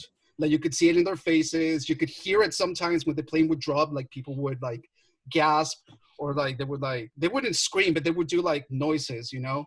So your anxiety is already like, if you were me, like your anxiety is already through the fucking roof, you know. And then all of a sudden, dude, in the middle of all of this fucking chaos, dude, you hear the voice of the pilot coming through the speakers, and you could tell that his voice is cracking. Like you could tell that his voice is. You could tell that he sounded nervous. Everything's fine. But no, dude, Shit, like he just. I mean, hey, everybody. No big deal. We're kind of falling at free fall right now. But. Dude, that's what the fuck it felt like. That's exactly what the fuck it felt like to me, dude. Shit. Like the fucking guy comes on the speaker, and he's like, he just says something like put on your seatbelts, like blah blah blah blah blah. I don't fucking remember what he said, but he sounded very nervous, like very you could just hear it in his voice, you know? And anyways, dude, like I fucking put on my seatbelt and whatever, dude. And it was like, and I kid you not, it was like 30 minutes of that shit. Shit, dude. It was 30 minutes of that shit, dude. And it looked very, very apocalyptic to me, dude. Like you fucking open the windows, dude, and it's like rain and thunder outside. And you could feel like the fucking plane like just wobbling around, going up and down, dude. Dude, that just sounds like a really good reason to fear. Like a very good reason. It doesn't sound like anxiety. Like, dude, I have anxiety attack. Man, you sound like a little bitch, dude. Ain't nothing. Well, dude, I mean, of course I felt fear. Of course I felt panic, dude. But it was just an overload of a lot of emotions, dude. I mean, I feel like everyone here has had a panic attack, but for those who haven't, dude, it's hard to fucking explain what the fuck that feels like, you know? And it got to the point, dude, where like I accepted my own death. Like I accepted it, dude. I was just like, you know what, dude, like this is how I'm gonna die. Like, holy shit. Like, and the thing is, like, it's weird the kind of things that you start thinking about when you're in that mindset, G. Like, what I was thinking about is, dude, like, my name is going to be on the news tomorrow, you know? Like, fucking a plane crashes in the middle of the ocean, fucking blah, blah, blah, blah, blah. And, like, that's what kept replaying in my head over and over and over, dude. I was shaking, dude. I was sweating, dude. I don't know, like, it just felt fucking horrible, dude. And that's fucking horrible. Ugh. Yeah. I hate and like that. the fact that the two people that were sitting beside me were freaking out just as bad as I was just made my situation even worse.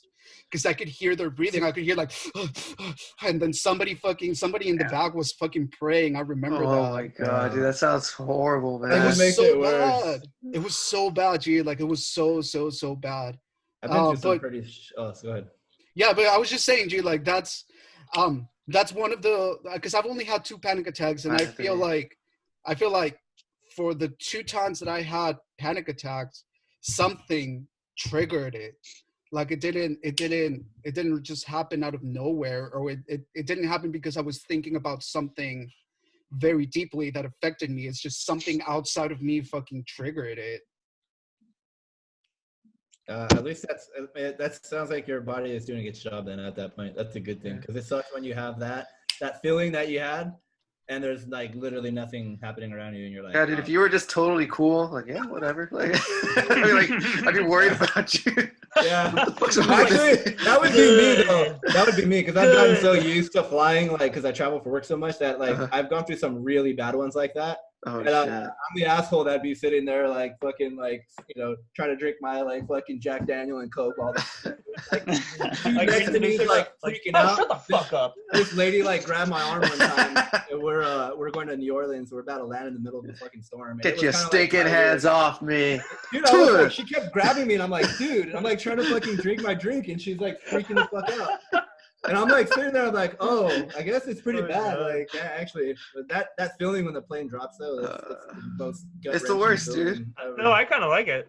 Yeah, it's kind of fun. I've learned to be like, wee! No, dude. I love going like at a completely vertical nosedive. That's my favorite feeling. Horrible, dude. Nothing like it. But Anthony, what about you, dude? What's your opinions on anxiety?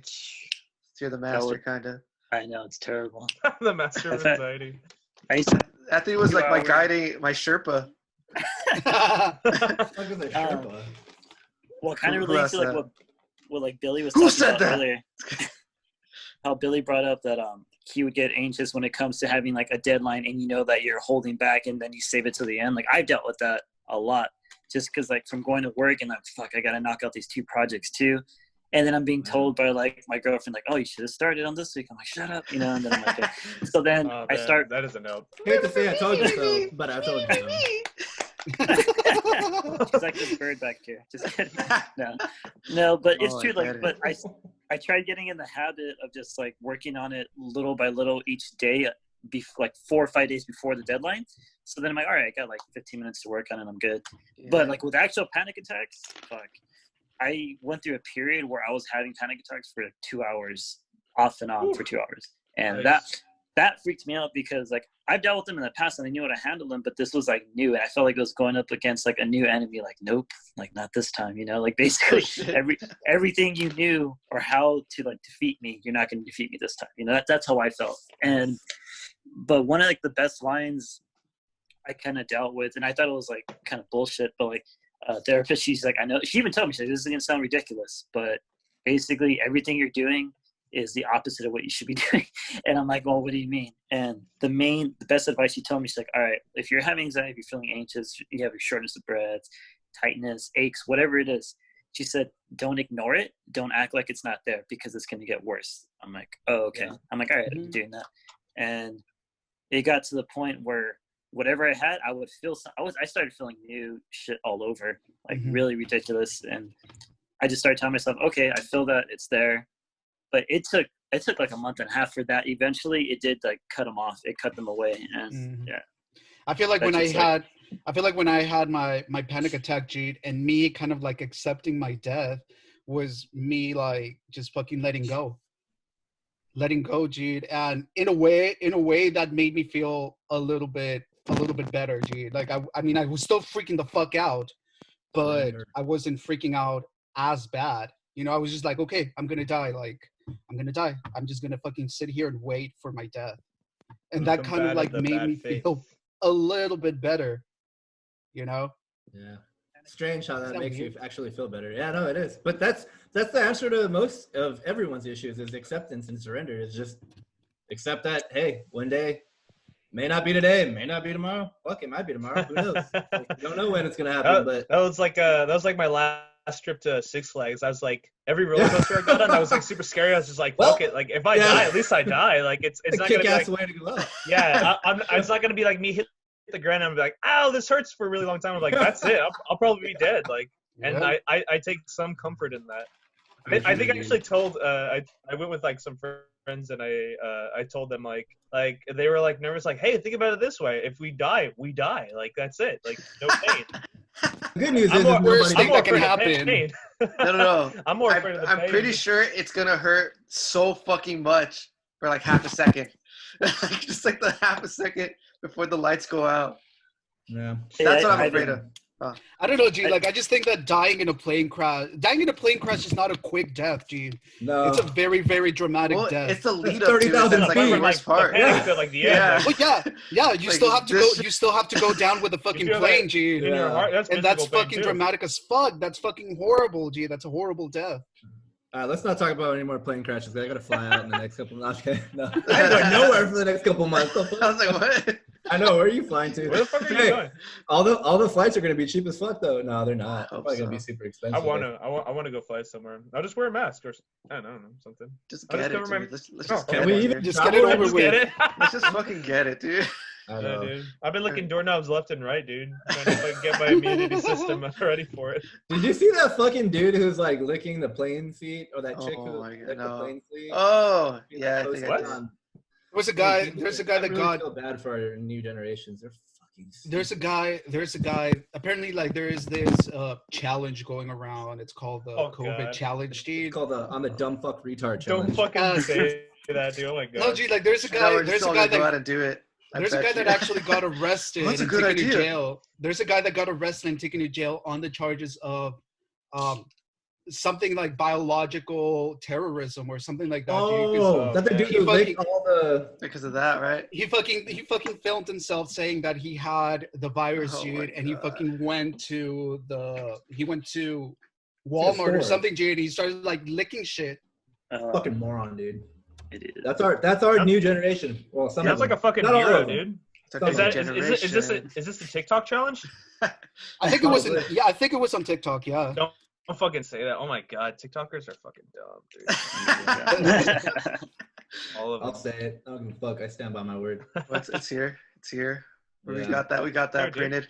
We'll print Does Grandma's breakfast hate TikTokers? it. Dude, we should have someone dedicated to like slicing clips and shit, so we can like have like fucking buzzwords. Yeah. Does Grandma's breakfast hate TikTokers? Yeah. Yes. Oh my And that's God. it. That's the video. We got some stuff to talk about after this, by the way. Oh yeah. In those regards, this, All we'll right. talk about it then. Though. Like off camera. Alright. Well, This existential thing about I think my anxiety was like based on like an existential threat. Like there was a lot of things I was doing in my life that were a lot of things, dude, when I really think about it. Like, and if you really like, if I probe like my shit like goes back really far, like me starting to drink. Like I never liked drinking. I don't like the taste of it. That's pretty much it. I don't like the taste of it, dude. And I think that kind of says something. Like I think if you like ignore that and like you ingest it, I think eventually like you're living in bad faith there, like in a very like immediate way, right? Mm-hmm. So you do something you don't like and you just do it, and you do it for the wrong reason. That's kind of essentially what I was doing for a long time. With like the whole me and my girlfriend like living like I started thinking about the career I was working towards, and I started getting a lot of anxiety attacks when I was doing that. And I think a lot of it was because maybe it was the wrong way. in the lab when you're working in the Are you lab. talking? Yeah. Yeah. And I thought it was like because I was going the wrong way in my life. But recently I just been thinking like, man, maybe I was just doing it. I was trying to rush something, or maybe like I was leaving a point in my life where like everything is potential. Like, you know, when you're young and you have the potential to do anything, like you could be this, or you could be that.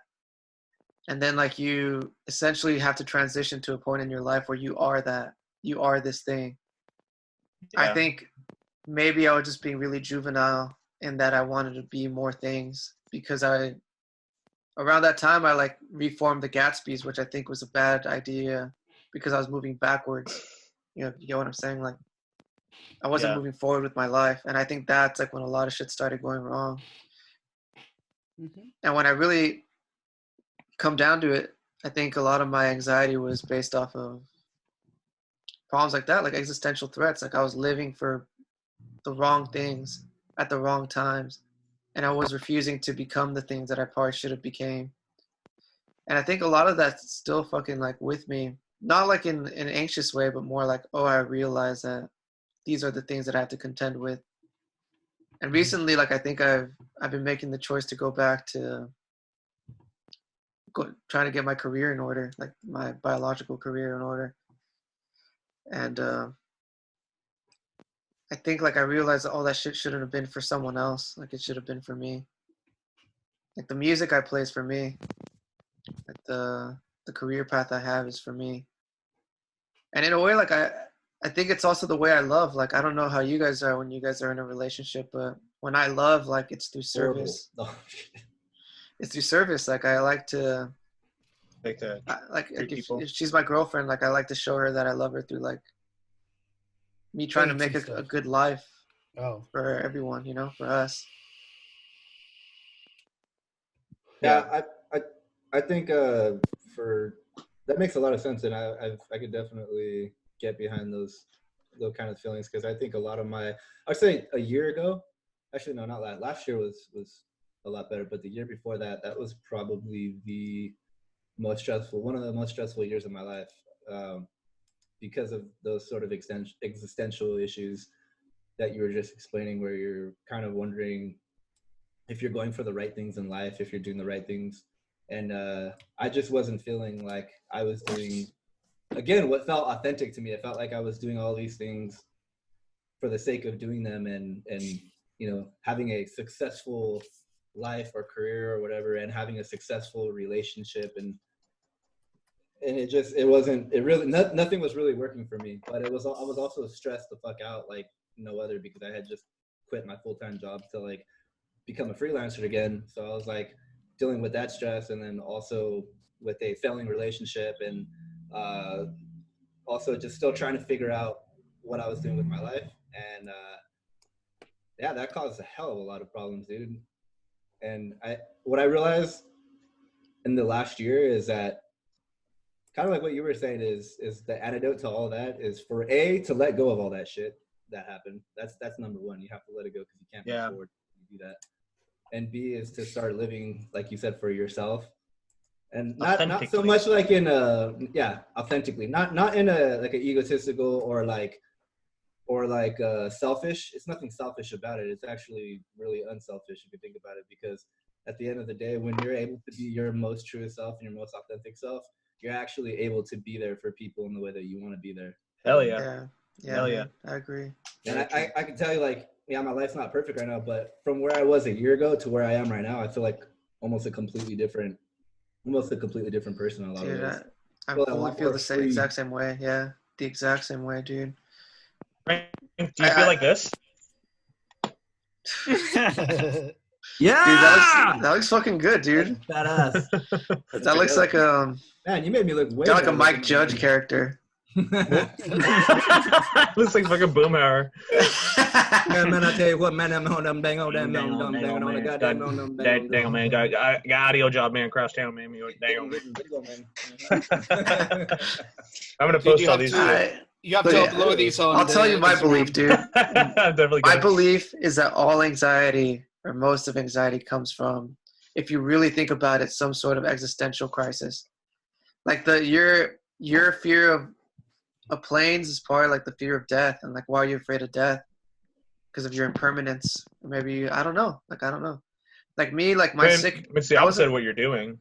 I was afraid of like being sick. But I think there was a couple of things. I think it was because I was like really narcissistic. Like when you're sick, like everyone has to pay attention to you, you know? You know what I'm saying? Mm-hmm. Like I realized I think that's a narcissism problem. And also just like me not being comfortable with the idea of dying, which I don't think everyone is. I don't think anyone could be 100% comfortable with the idea of dying, but you have to like contend with it, not run away from it. I mean, it's going to happen, you know? I feel like, especially if you're not putting your life in a constant danger, like there's a lot of jobs, dude. There's a lot of jobs out there that fucking people go to work and they don't know if they're going to come back. And it doesn't necessarily have to be like jobs like a cop or a firefighter, dude. Like fucking electricians, dude. It's one of the most. The nurses out right now. Yes, dude. Yes, dude. Like I feel like if I had a job like that, dude, I would be living in constant like anxiety, for sure. I feel like if you have that kind of job, dude, you have to come to terms. Like you have to be a little bit less afraid of dying. No, but I'm saying the opposite, dude. Like I'm not saying that it's like let's say that's what you really wanted to do, like in your soul. Like You get what I'm trying to say? Like in your heart, like you want to be there. Are you really gonna have anxiety? Like I would think you're not, because I think you're living in like the most authentic way you can for yourself. Yeah, I kind of agree with that too. I feel like even if we're talking about musicianship too, why like you can get anxiety before a performance if you don't feel like you're ready. But and this goes for all performance. But like if you're super ready and you're used to being on stage, like it's a pleasure. You're excited to do it. And maybe that like I had a friend that was a plumber and he loved doing it. He's super passionate. Like to a guy like me, I was like, I wouldn't want to touch anybody's like shitty pipes, like, but like he was super passionate about it, and like that kind of rings true to me there. Yeah, but, don't lie. You know you like to touch people's pipes. I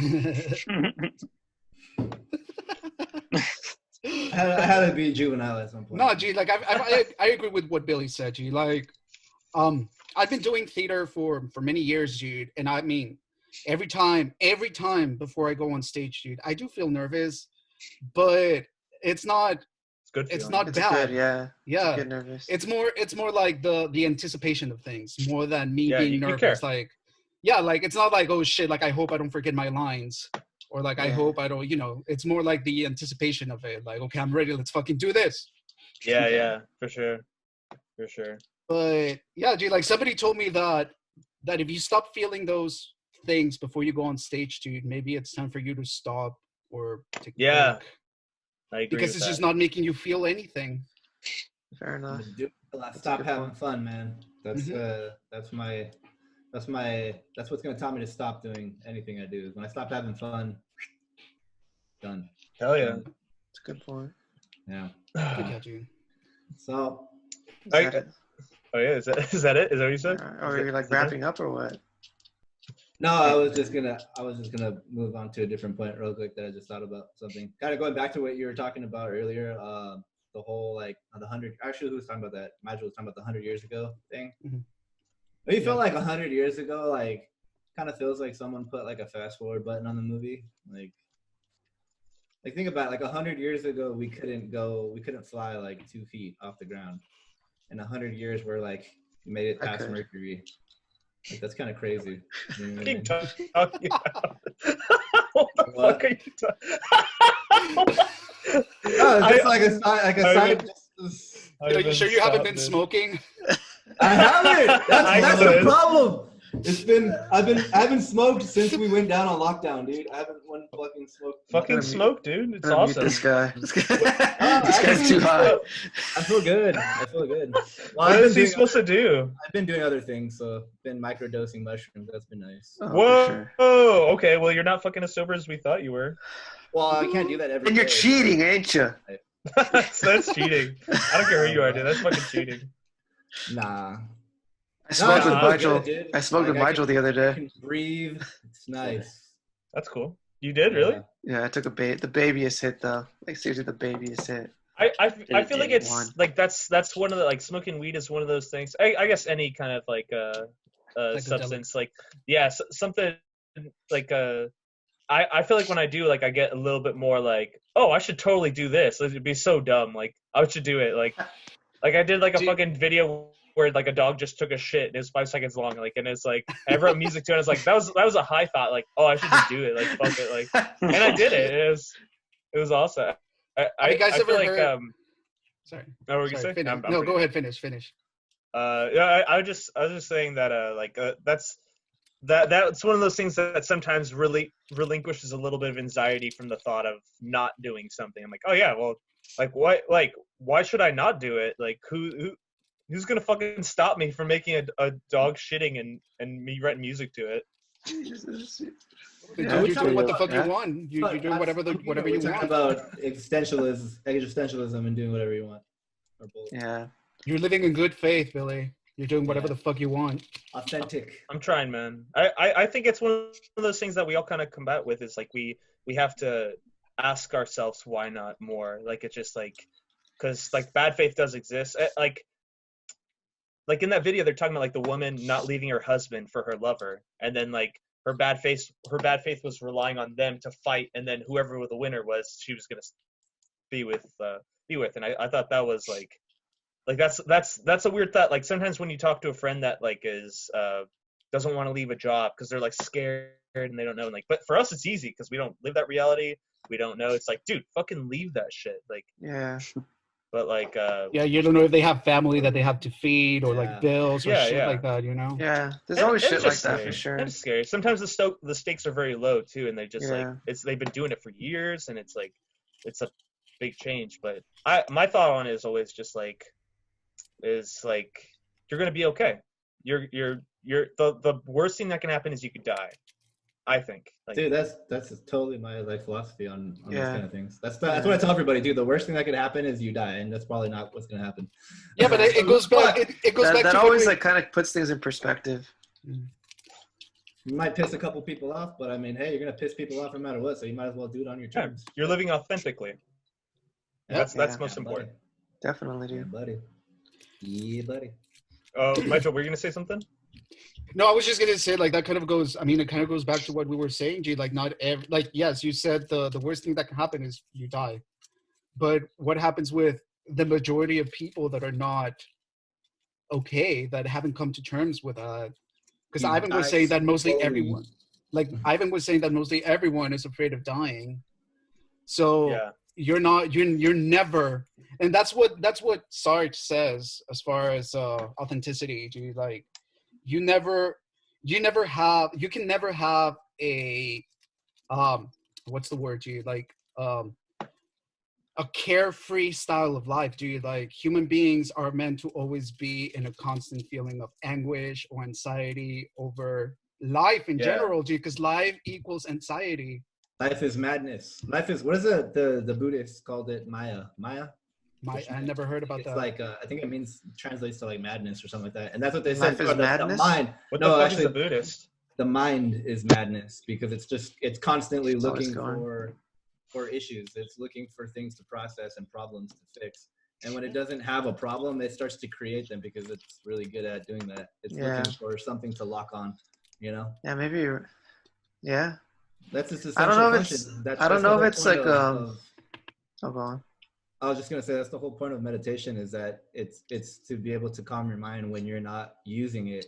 You're using your mind as a tool and not letting your mind use you, because that's usually what we're doing. Our mind is just constantly running background noise and generating shit in the background. And it's like there's no reason for a lot of the thoughts that we have. And what's the real point, or what's the real reason for thinking? The thinking is supposed to be used as a tool, so you can solve problems and you can or create things and you know, use your brain rather than your brain using you, you know? Yeah, that definitely becomes a thing, especially when you're idle.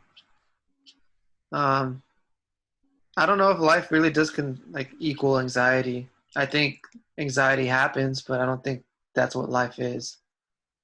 Well, I don't think that's what life. It's problematic. If in its natural form, it is problematic because if you don't do things, you die. If you don't eat, you die. If you don't go out and drink water, you die.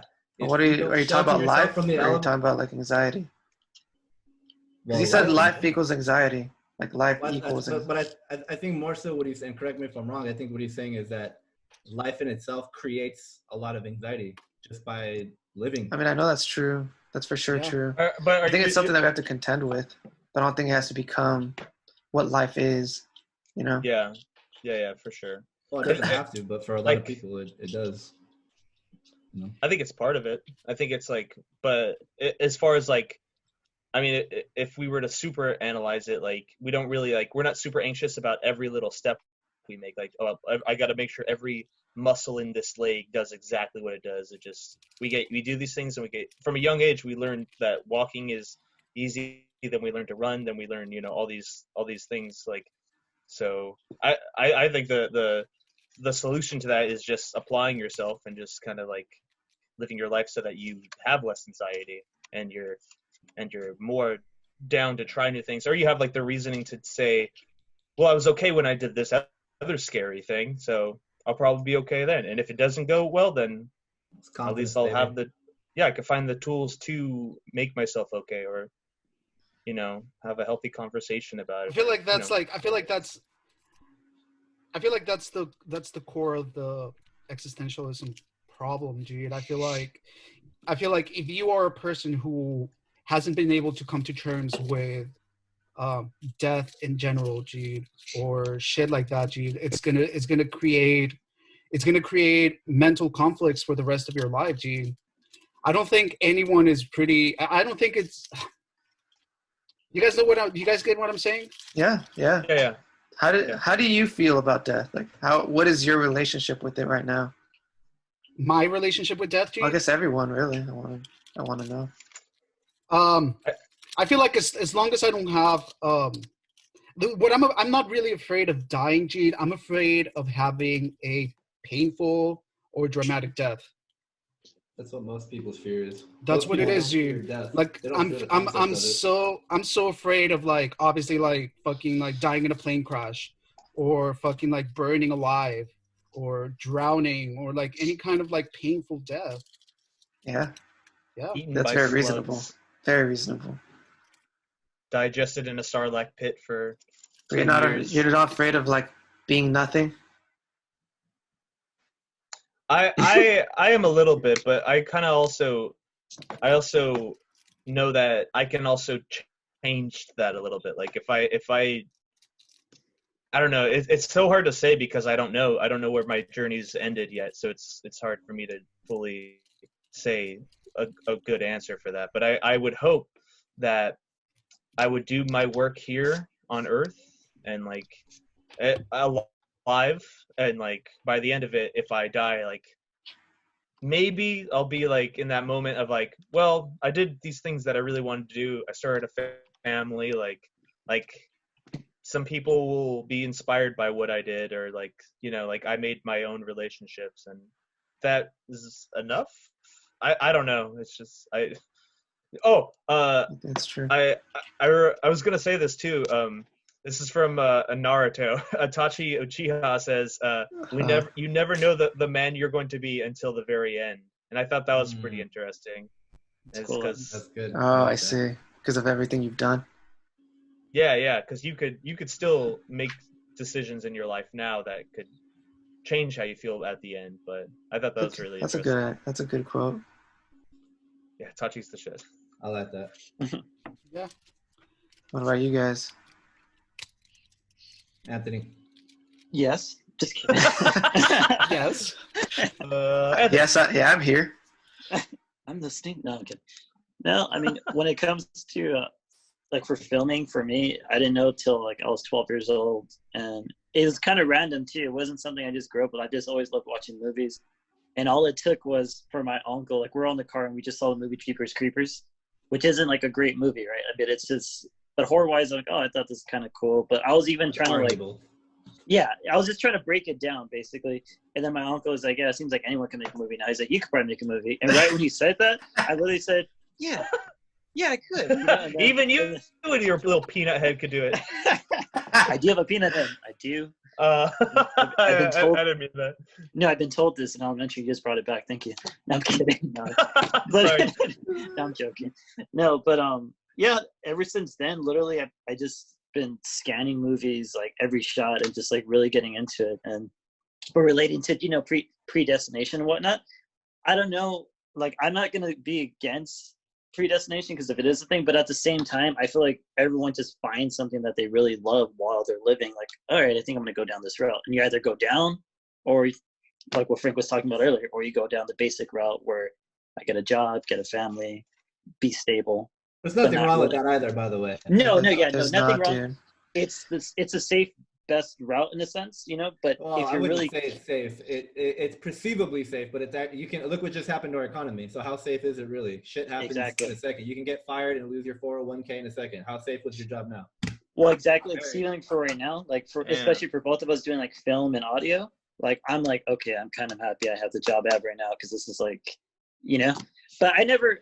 Where I'm at right now, I don't hate it. It's just enough to be like, all right, like I'm still loving what I'm doing on the outside, and eventually I want that to be all I do, you know? And that's what I'm aiming for. Yeah. But, yeah. That's my point. What about your relationship with death? Oof. You know what? Sometimes I feel like I've had certain dreams that made me feel calm about death, because of actually dying in a dream. You know what I mean? Like there was a time I had a dream and I got shot in the head, and I remember like falling down, and the way it felt, I'm like, oh, okay, that wasn't bad. Like I actually felt something shoot through, like some force hit my head, you know? Jesus, and I remember dude. falling and like seeing the people like fade away.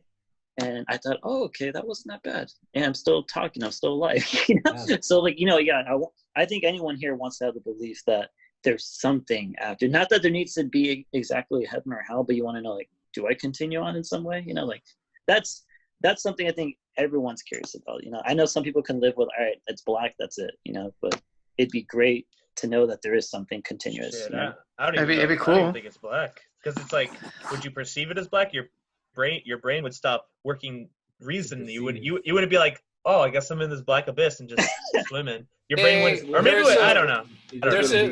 That's called the oblivion theory, G. Like when people believe that after death there's nothingness, they call that oblivion. What is oblivion? Oblivion. It is okay. I've seen it. Isn't that being like blind? Christ. No, I don't know. Well, I mean, it goes back to like what me and you watched, that Alan Watts video, where it goes like going to sleep. Oh yeah. Like you have a fear of going to sleep, but like you'll never wake up.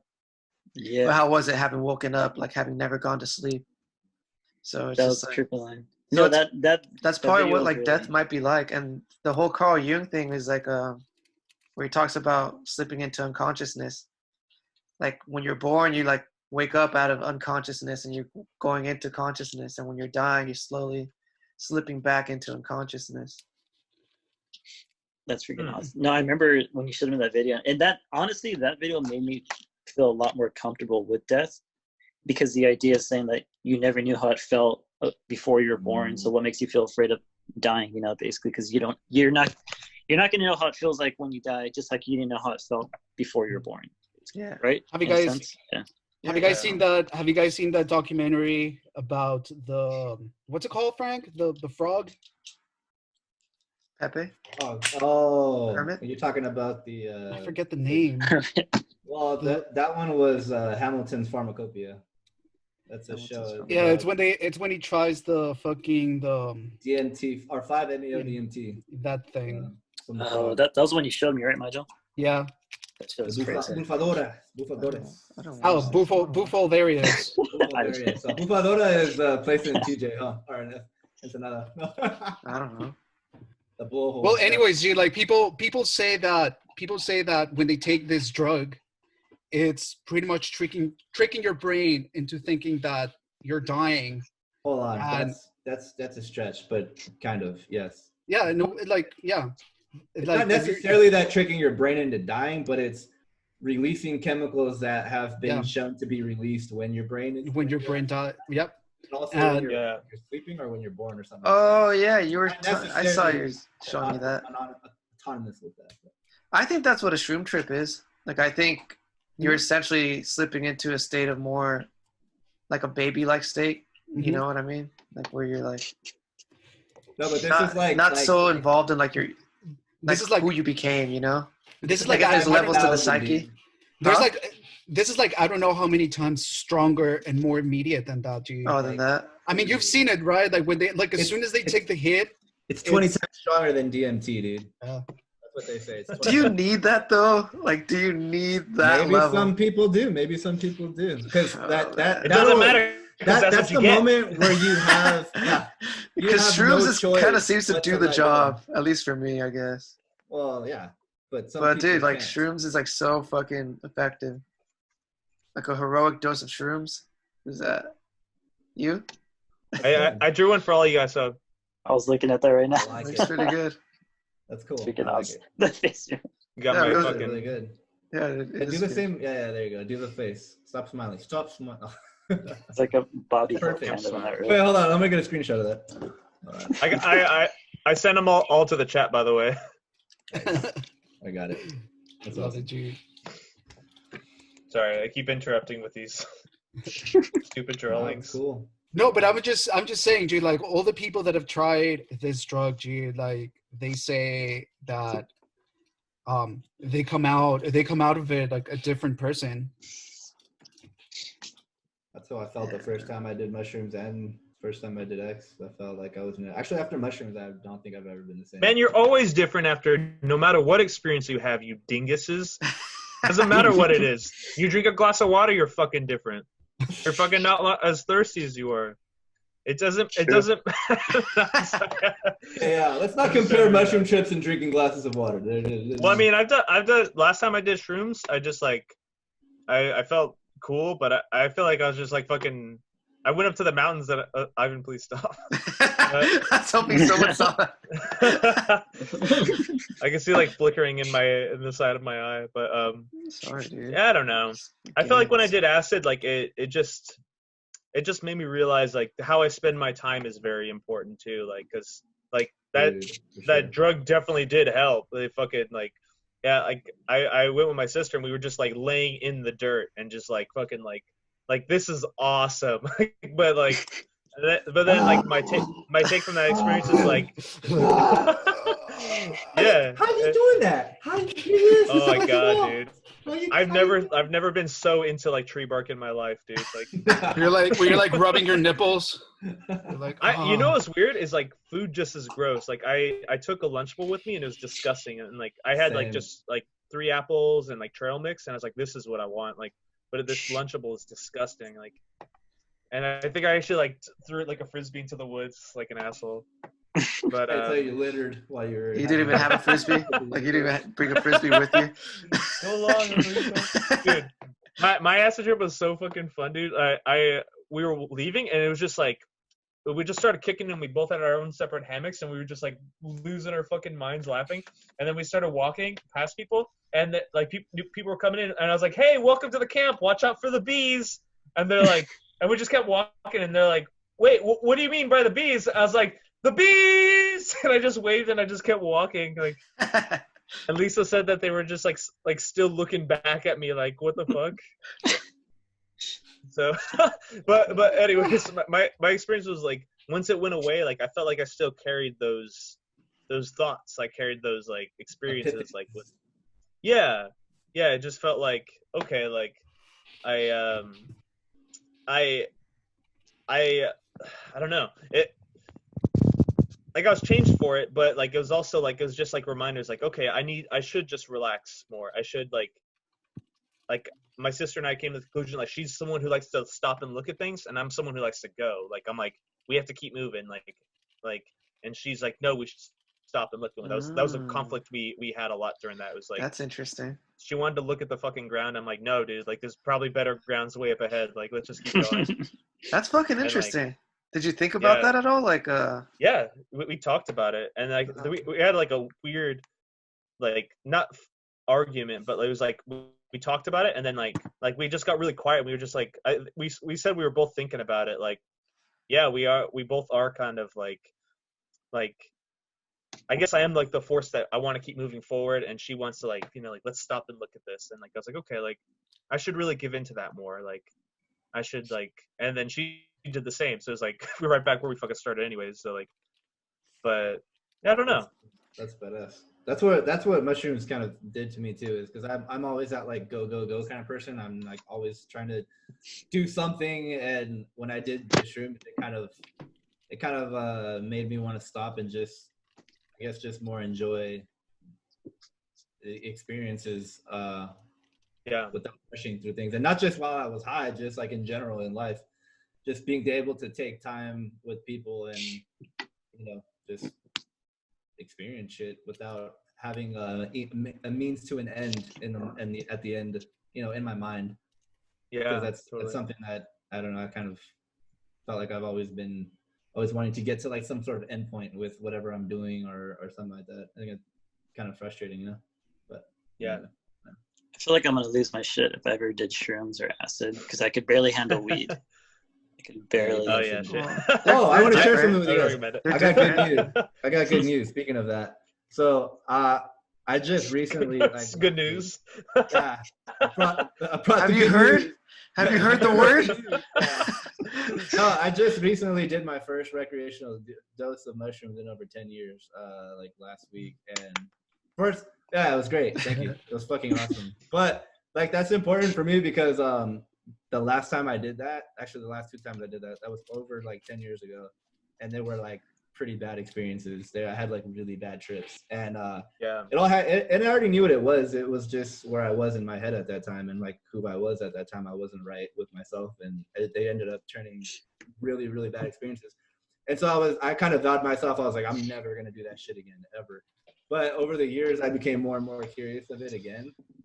And then so recently I started the whole microdosing thing. And that's been like really helpful and really nice. But if you've ever done a microdose, it's not like it hits you like shrooms. It's just kind of working in the background. But it's definitely kind of opened me up to like doing a recreational dose again. And so I was like kind of like doing little by little more and more and more. And so like last week I finally did like my first recreational dose. I think I only did like a gram, a little bit over a gram. But it was like the chillest fucking day ever. It was like one of the best I've had in a really long time. So I'm like super happy about that. That's dope. Nice. Congrats, dude. Thank you. I'm proud of you, dude. I did shrooms when I did my cover art shoot. Fucking Michael, like he just like casually brought them out and like is like, "You want some?" And I was like, "Okay." For the single cover art? Yeah, for the single, like that. What could have been done probably in an hour, it took like 6 hours to do. Let me ask you guys. I want to ask you guys something. So, do you feel like you play better when you're high on something, on whatever? No. Not really. I feel like when I'm drunk, I have no sense of timing at all. Like I'm just like, if there's timing going on, like I hope that I'm like with it. When I'm high, sometimes I hyper focus, which helps, but also like I can get too stuck on a moment. Because when you're high, at least for me, I feel like I tend to hyper focus on a moment, and I can overanalyze. Billy, you don't think, Billy? This is for Billy. You don't think that you sing better, like you sound better when you're high? Not necessarily, especially with like something with singing. Like that kind of comes down to how well I warmed up, how comfortable I feel with what I'm singing. Like I could focus on the moment a little bit more, and then if I'm bad, I'll be like, oh no, this sounds terrible, and then everyone's probably thinking about it. Oh no, shit, they're probably thinking about that note I sang in the last song too. You get all paranoid and shit. Yeah, and I still keep going because I'm a fucking professional, dude. I'll still fucking keep going forward, but I feel like with like any kind of drug or anything like that, like I feel like I wouldn't want to do it at a gig because I'm like that, you know, that's performer time. Like you're you have to give it your 100, G. Like I remember, G, because when I used to work at the theater and we were doing a show during winter or whenever the weather was cold outside, they would always have a bottle of whiskey in the back for all the actors just to take shots to kind of like clear their throat, or you were feeling like under the weather. I was gonna say, whatever, fuck your shit up worse. Like just a cup of thumbtacks. There's so many other drinks. This is the thing, G. Like you were allowed to take one shot, and that was supposed to be it.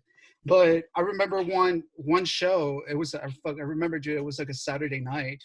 I took like 4 or 5, G, and I was feeling like tipsy, a little bit more drunk than tipsy. Not like stupid drunk, but not like, you know, kind of like in the middle. Yeah. And I fucking hated it, G. I fucking hated it. I honestly think that was one of my poorest performances. The time that I kind of went on stage a little bit drunk. I was like, G, like fuck this, G. Like I think for punk it's cool. And I think that's it. You think what? Punkers like to think it's cool.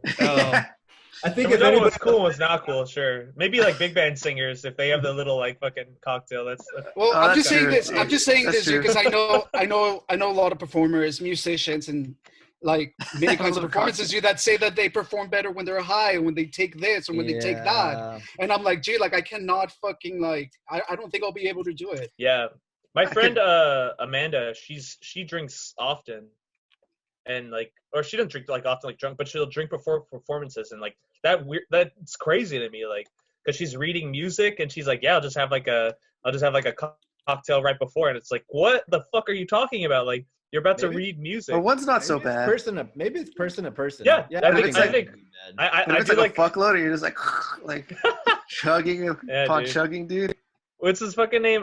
Who's the homie from Gatsby's that was always Oh, passed out? Fernando. Fernando. Yeah, Yeah, fucking Fernando. that guy. Hey, did you play that gig? You played that gig, huh? The cancer walk.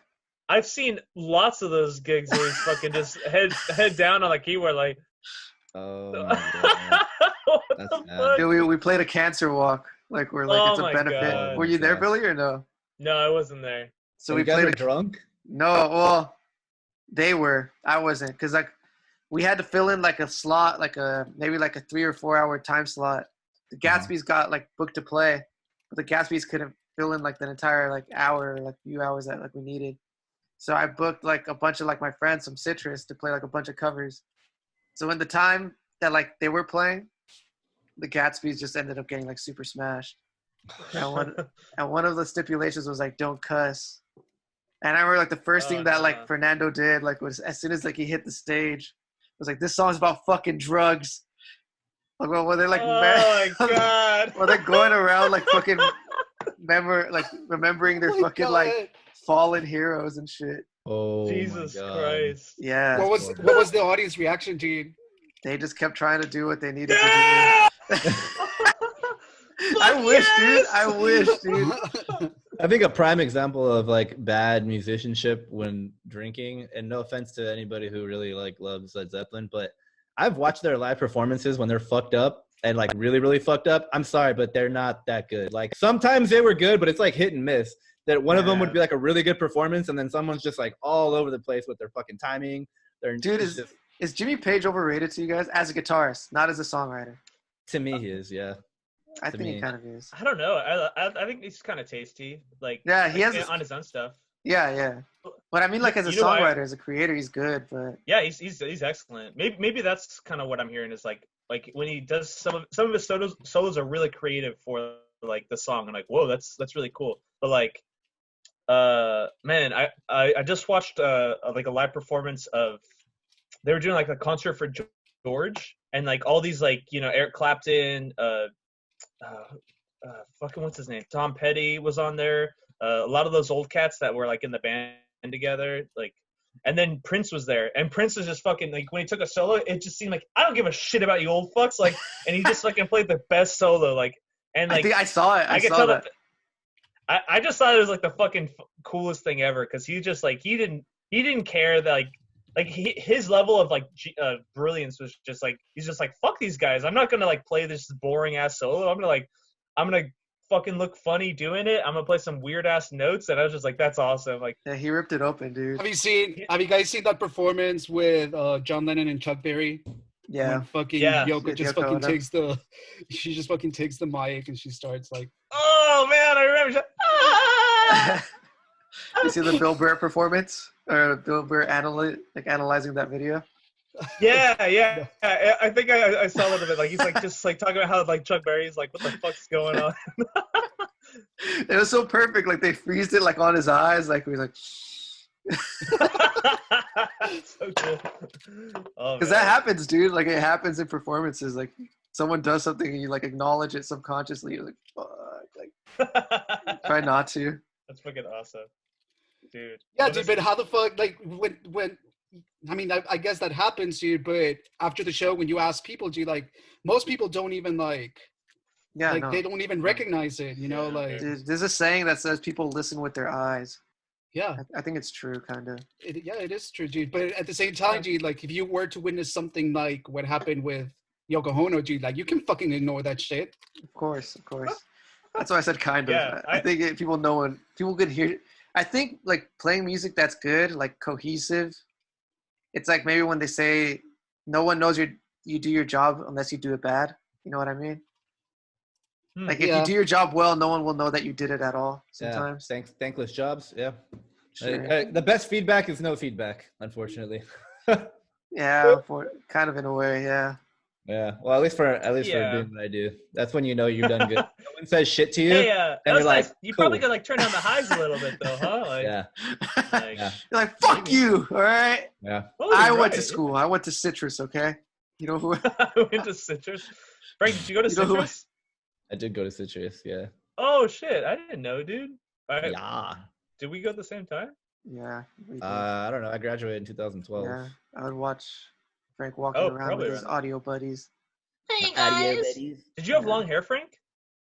Not when I went there, but I've had long hair before. Actually, I not was that long. asking. Longest I've ever had my I hair was just was asking like, if you down to my did in general, shoulders. because that's fucking disgusting if you did. Long hair is gross. Ugh.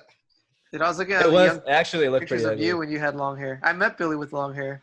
I met you with long hair too. I want to see you with long hair. Dude, you had long hair, Billy? How I long? had like I fucking straightened my hair. Like it was I had a Dude, fucking me mullet, too. dude.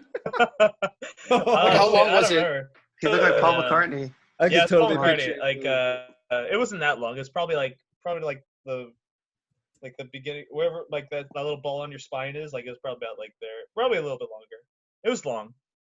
It was That's enough to be like deemed long hair, but it was That's really gross. I remember like the day I just like I'm not straightening anymore, and I looked like a fucking monster. I still had like the mullet sides short, and then I don't know. Oh, Anthony's gone, by the way. His phone died. Yeah. Oh yeah, he said it. Yeah, I actually got to get going right now too. Yeah, I've been Alright. holding a pee for like the last hour or so. Go pee. It's bad for you. Well, hold Well, it. you want to stop the video and talk what you want to? Here, we could just stop it. All right, dudes. You guys want to promote anything? Yeah, Billy's new. Billy, tell us about your new single. I'm going to prison, and I need your money now. Venmo me. Get me out, dude. That old man was asking for it. I don't deserve it. Yeah, I have a new single out. It's called "Can We Stop." It's like, "Can we stop for a minute?" I released it on Thursday, and it's on Spotify. I'm super excited about it. But the spelling is it's spaced out. It's B space I. It's like Billy, but spaced out. Billy, but spaces. He's trying to be different. That's a huge problem. I shouldn't have done it like that. I should not have done that because now You it's see like what harder to happens? find. You see what happens when you try to be an existentialist and be different? There's like 40 Follow the other grain, Billies Billy. on there. Follow the grain. If No, you- I'm just kidding. If you guys have any other like better band names for me, please let me know because I might change it. Billy Boy. No, I don't know. Billy's I actually kind of like Billy. Billy Boy's Billy. one of them because that's what my mom calls me. Billy Actually, Boy. Billy Boy's not bad. That's pretty You cool. think so? I'll like it. I think it's not bad. Yeah. I like it. I'd consider I like it. it. My I I kinda- like it, dude. I kind of like your old band's name, the Cartoon Chadwick. That's pretty yeah. cool. Yeah, You don't like it or what? I like it. I don't know. He's like, no, it's I don't stupid. know. I feel like I feel like it's like I put that band to rest.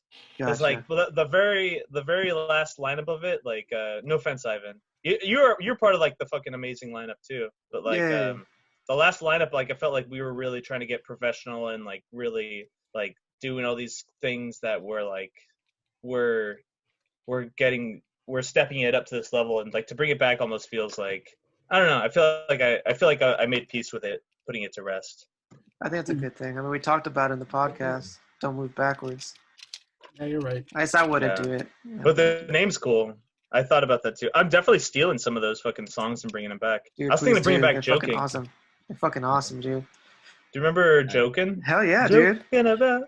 Dude, your guitar line in that is what all your guitar lines are super fantastic in that. They're Thanks, so man. I melodic and shit. appreciate it. I appreciate it. I wanted to hear Hip as Balloons, though.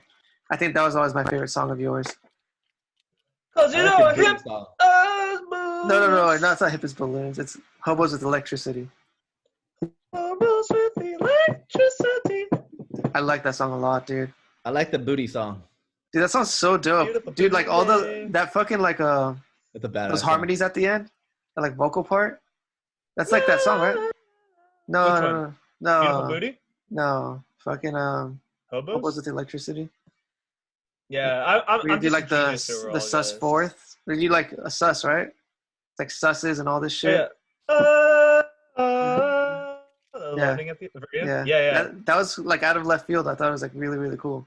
That someone told me like maybe you shouldn't like add that bridge there because it seems too out of place, and I was like, Fuck no, well, dude. Well, then good. Like that's exactly what I wanted to do. Yeah, that was like my favorite thing. I was like, dude, this is sick, man. Yeah, man. It's weird being a creator. Sometimes you gotta like I don't know. Like when I do music, like it's hard for me to make music that everyone else makes. Like beat music, like I really like hip hop shit, and I like listening to like jazz stuff. But like making it feels so unauthentic to like make stuff that people already make. Mm-hmm. So like No, I that's got why I you. was. It seemed to leaning me to like it your was shit. kind of like a Brian Wilson kind of thing, like just that bit. Like it seemed like it was kind of like just a sick ass vocal arrangement that I really like with like Brian Wilson's music. Yeah, man. Arranging is dope. You know that. It's Yeah. fucking so much fun. I want to do more. Dude, you guys should get on the Switch, there's like a music software. It's called Chord Gadget. And it's this one right here. I can't find And it's, any of those things, don't- Oh, dude. for Don't look sure. at my You can Sonic. get that on your phone for free. Yeah, you can. Yeah. I have it on my phone. Yeah, What is I it? did too. Just look up basically Korg. you can make beats and stuff, and like it has synthesizers and all that shit. It's fucking awesome. It's super user friendly too. Is that the Chaos Pad one? No, Oh, no. maybe I'm not thinking of the right one then. But I know Korg put out the Chaos Pad for free on phone. Yeah, I could get it on my phone. I I should got probably this do that app right sometime here, soon. dude. Check out this Pretty app. sick. I got it on my That's a tight- phone. Whoa, dude! You've been doing your bum Dude, busters? I've been doing his bum busters. Yeah, how far in your bum can you get that, dude? This is for your abs, dude. For your Boy. ass? Yeah, it For looks your like abs. abs, but we know what you use it for. it's rich, dude. I like Oh, that. I see. It's a probably gauge. feels so good. I didn't say that, dude. If you want to put things in your bum, that's not gay, dude. It's only gay when you get the homies pregnant. Oh, That's That's true. what I thought it was only gay if the tips touch. No, okay, never mind. I don't think No, so. that's called docking, dude. It's fucking fun as hell, dude. I think that's That's what I called said. standard greetings. Pacino! Standard greeting.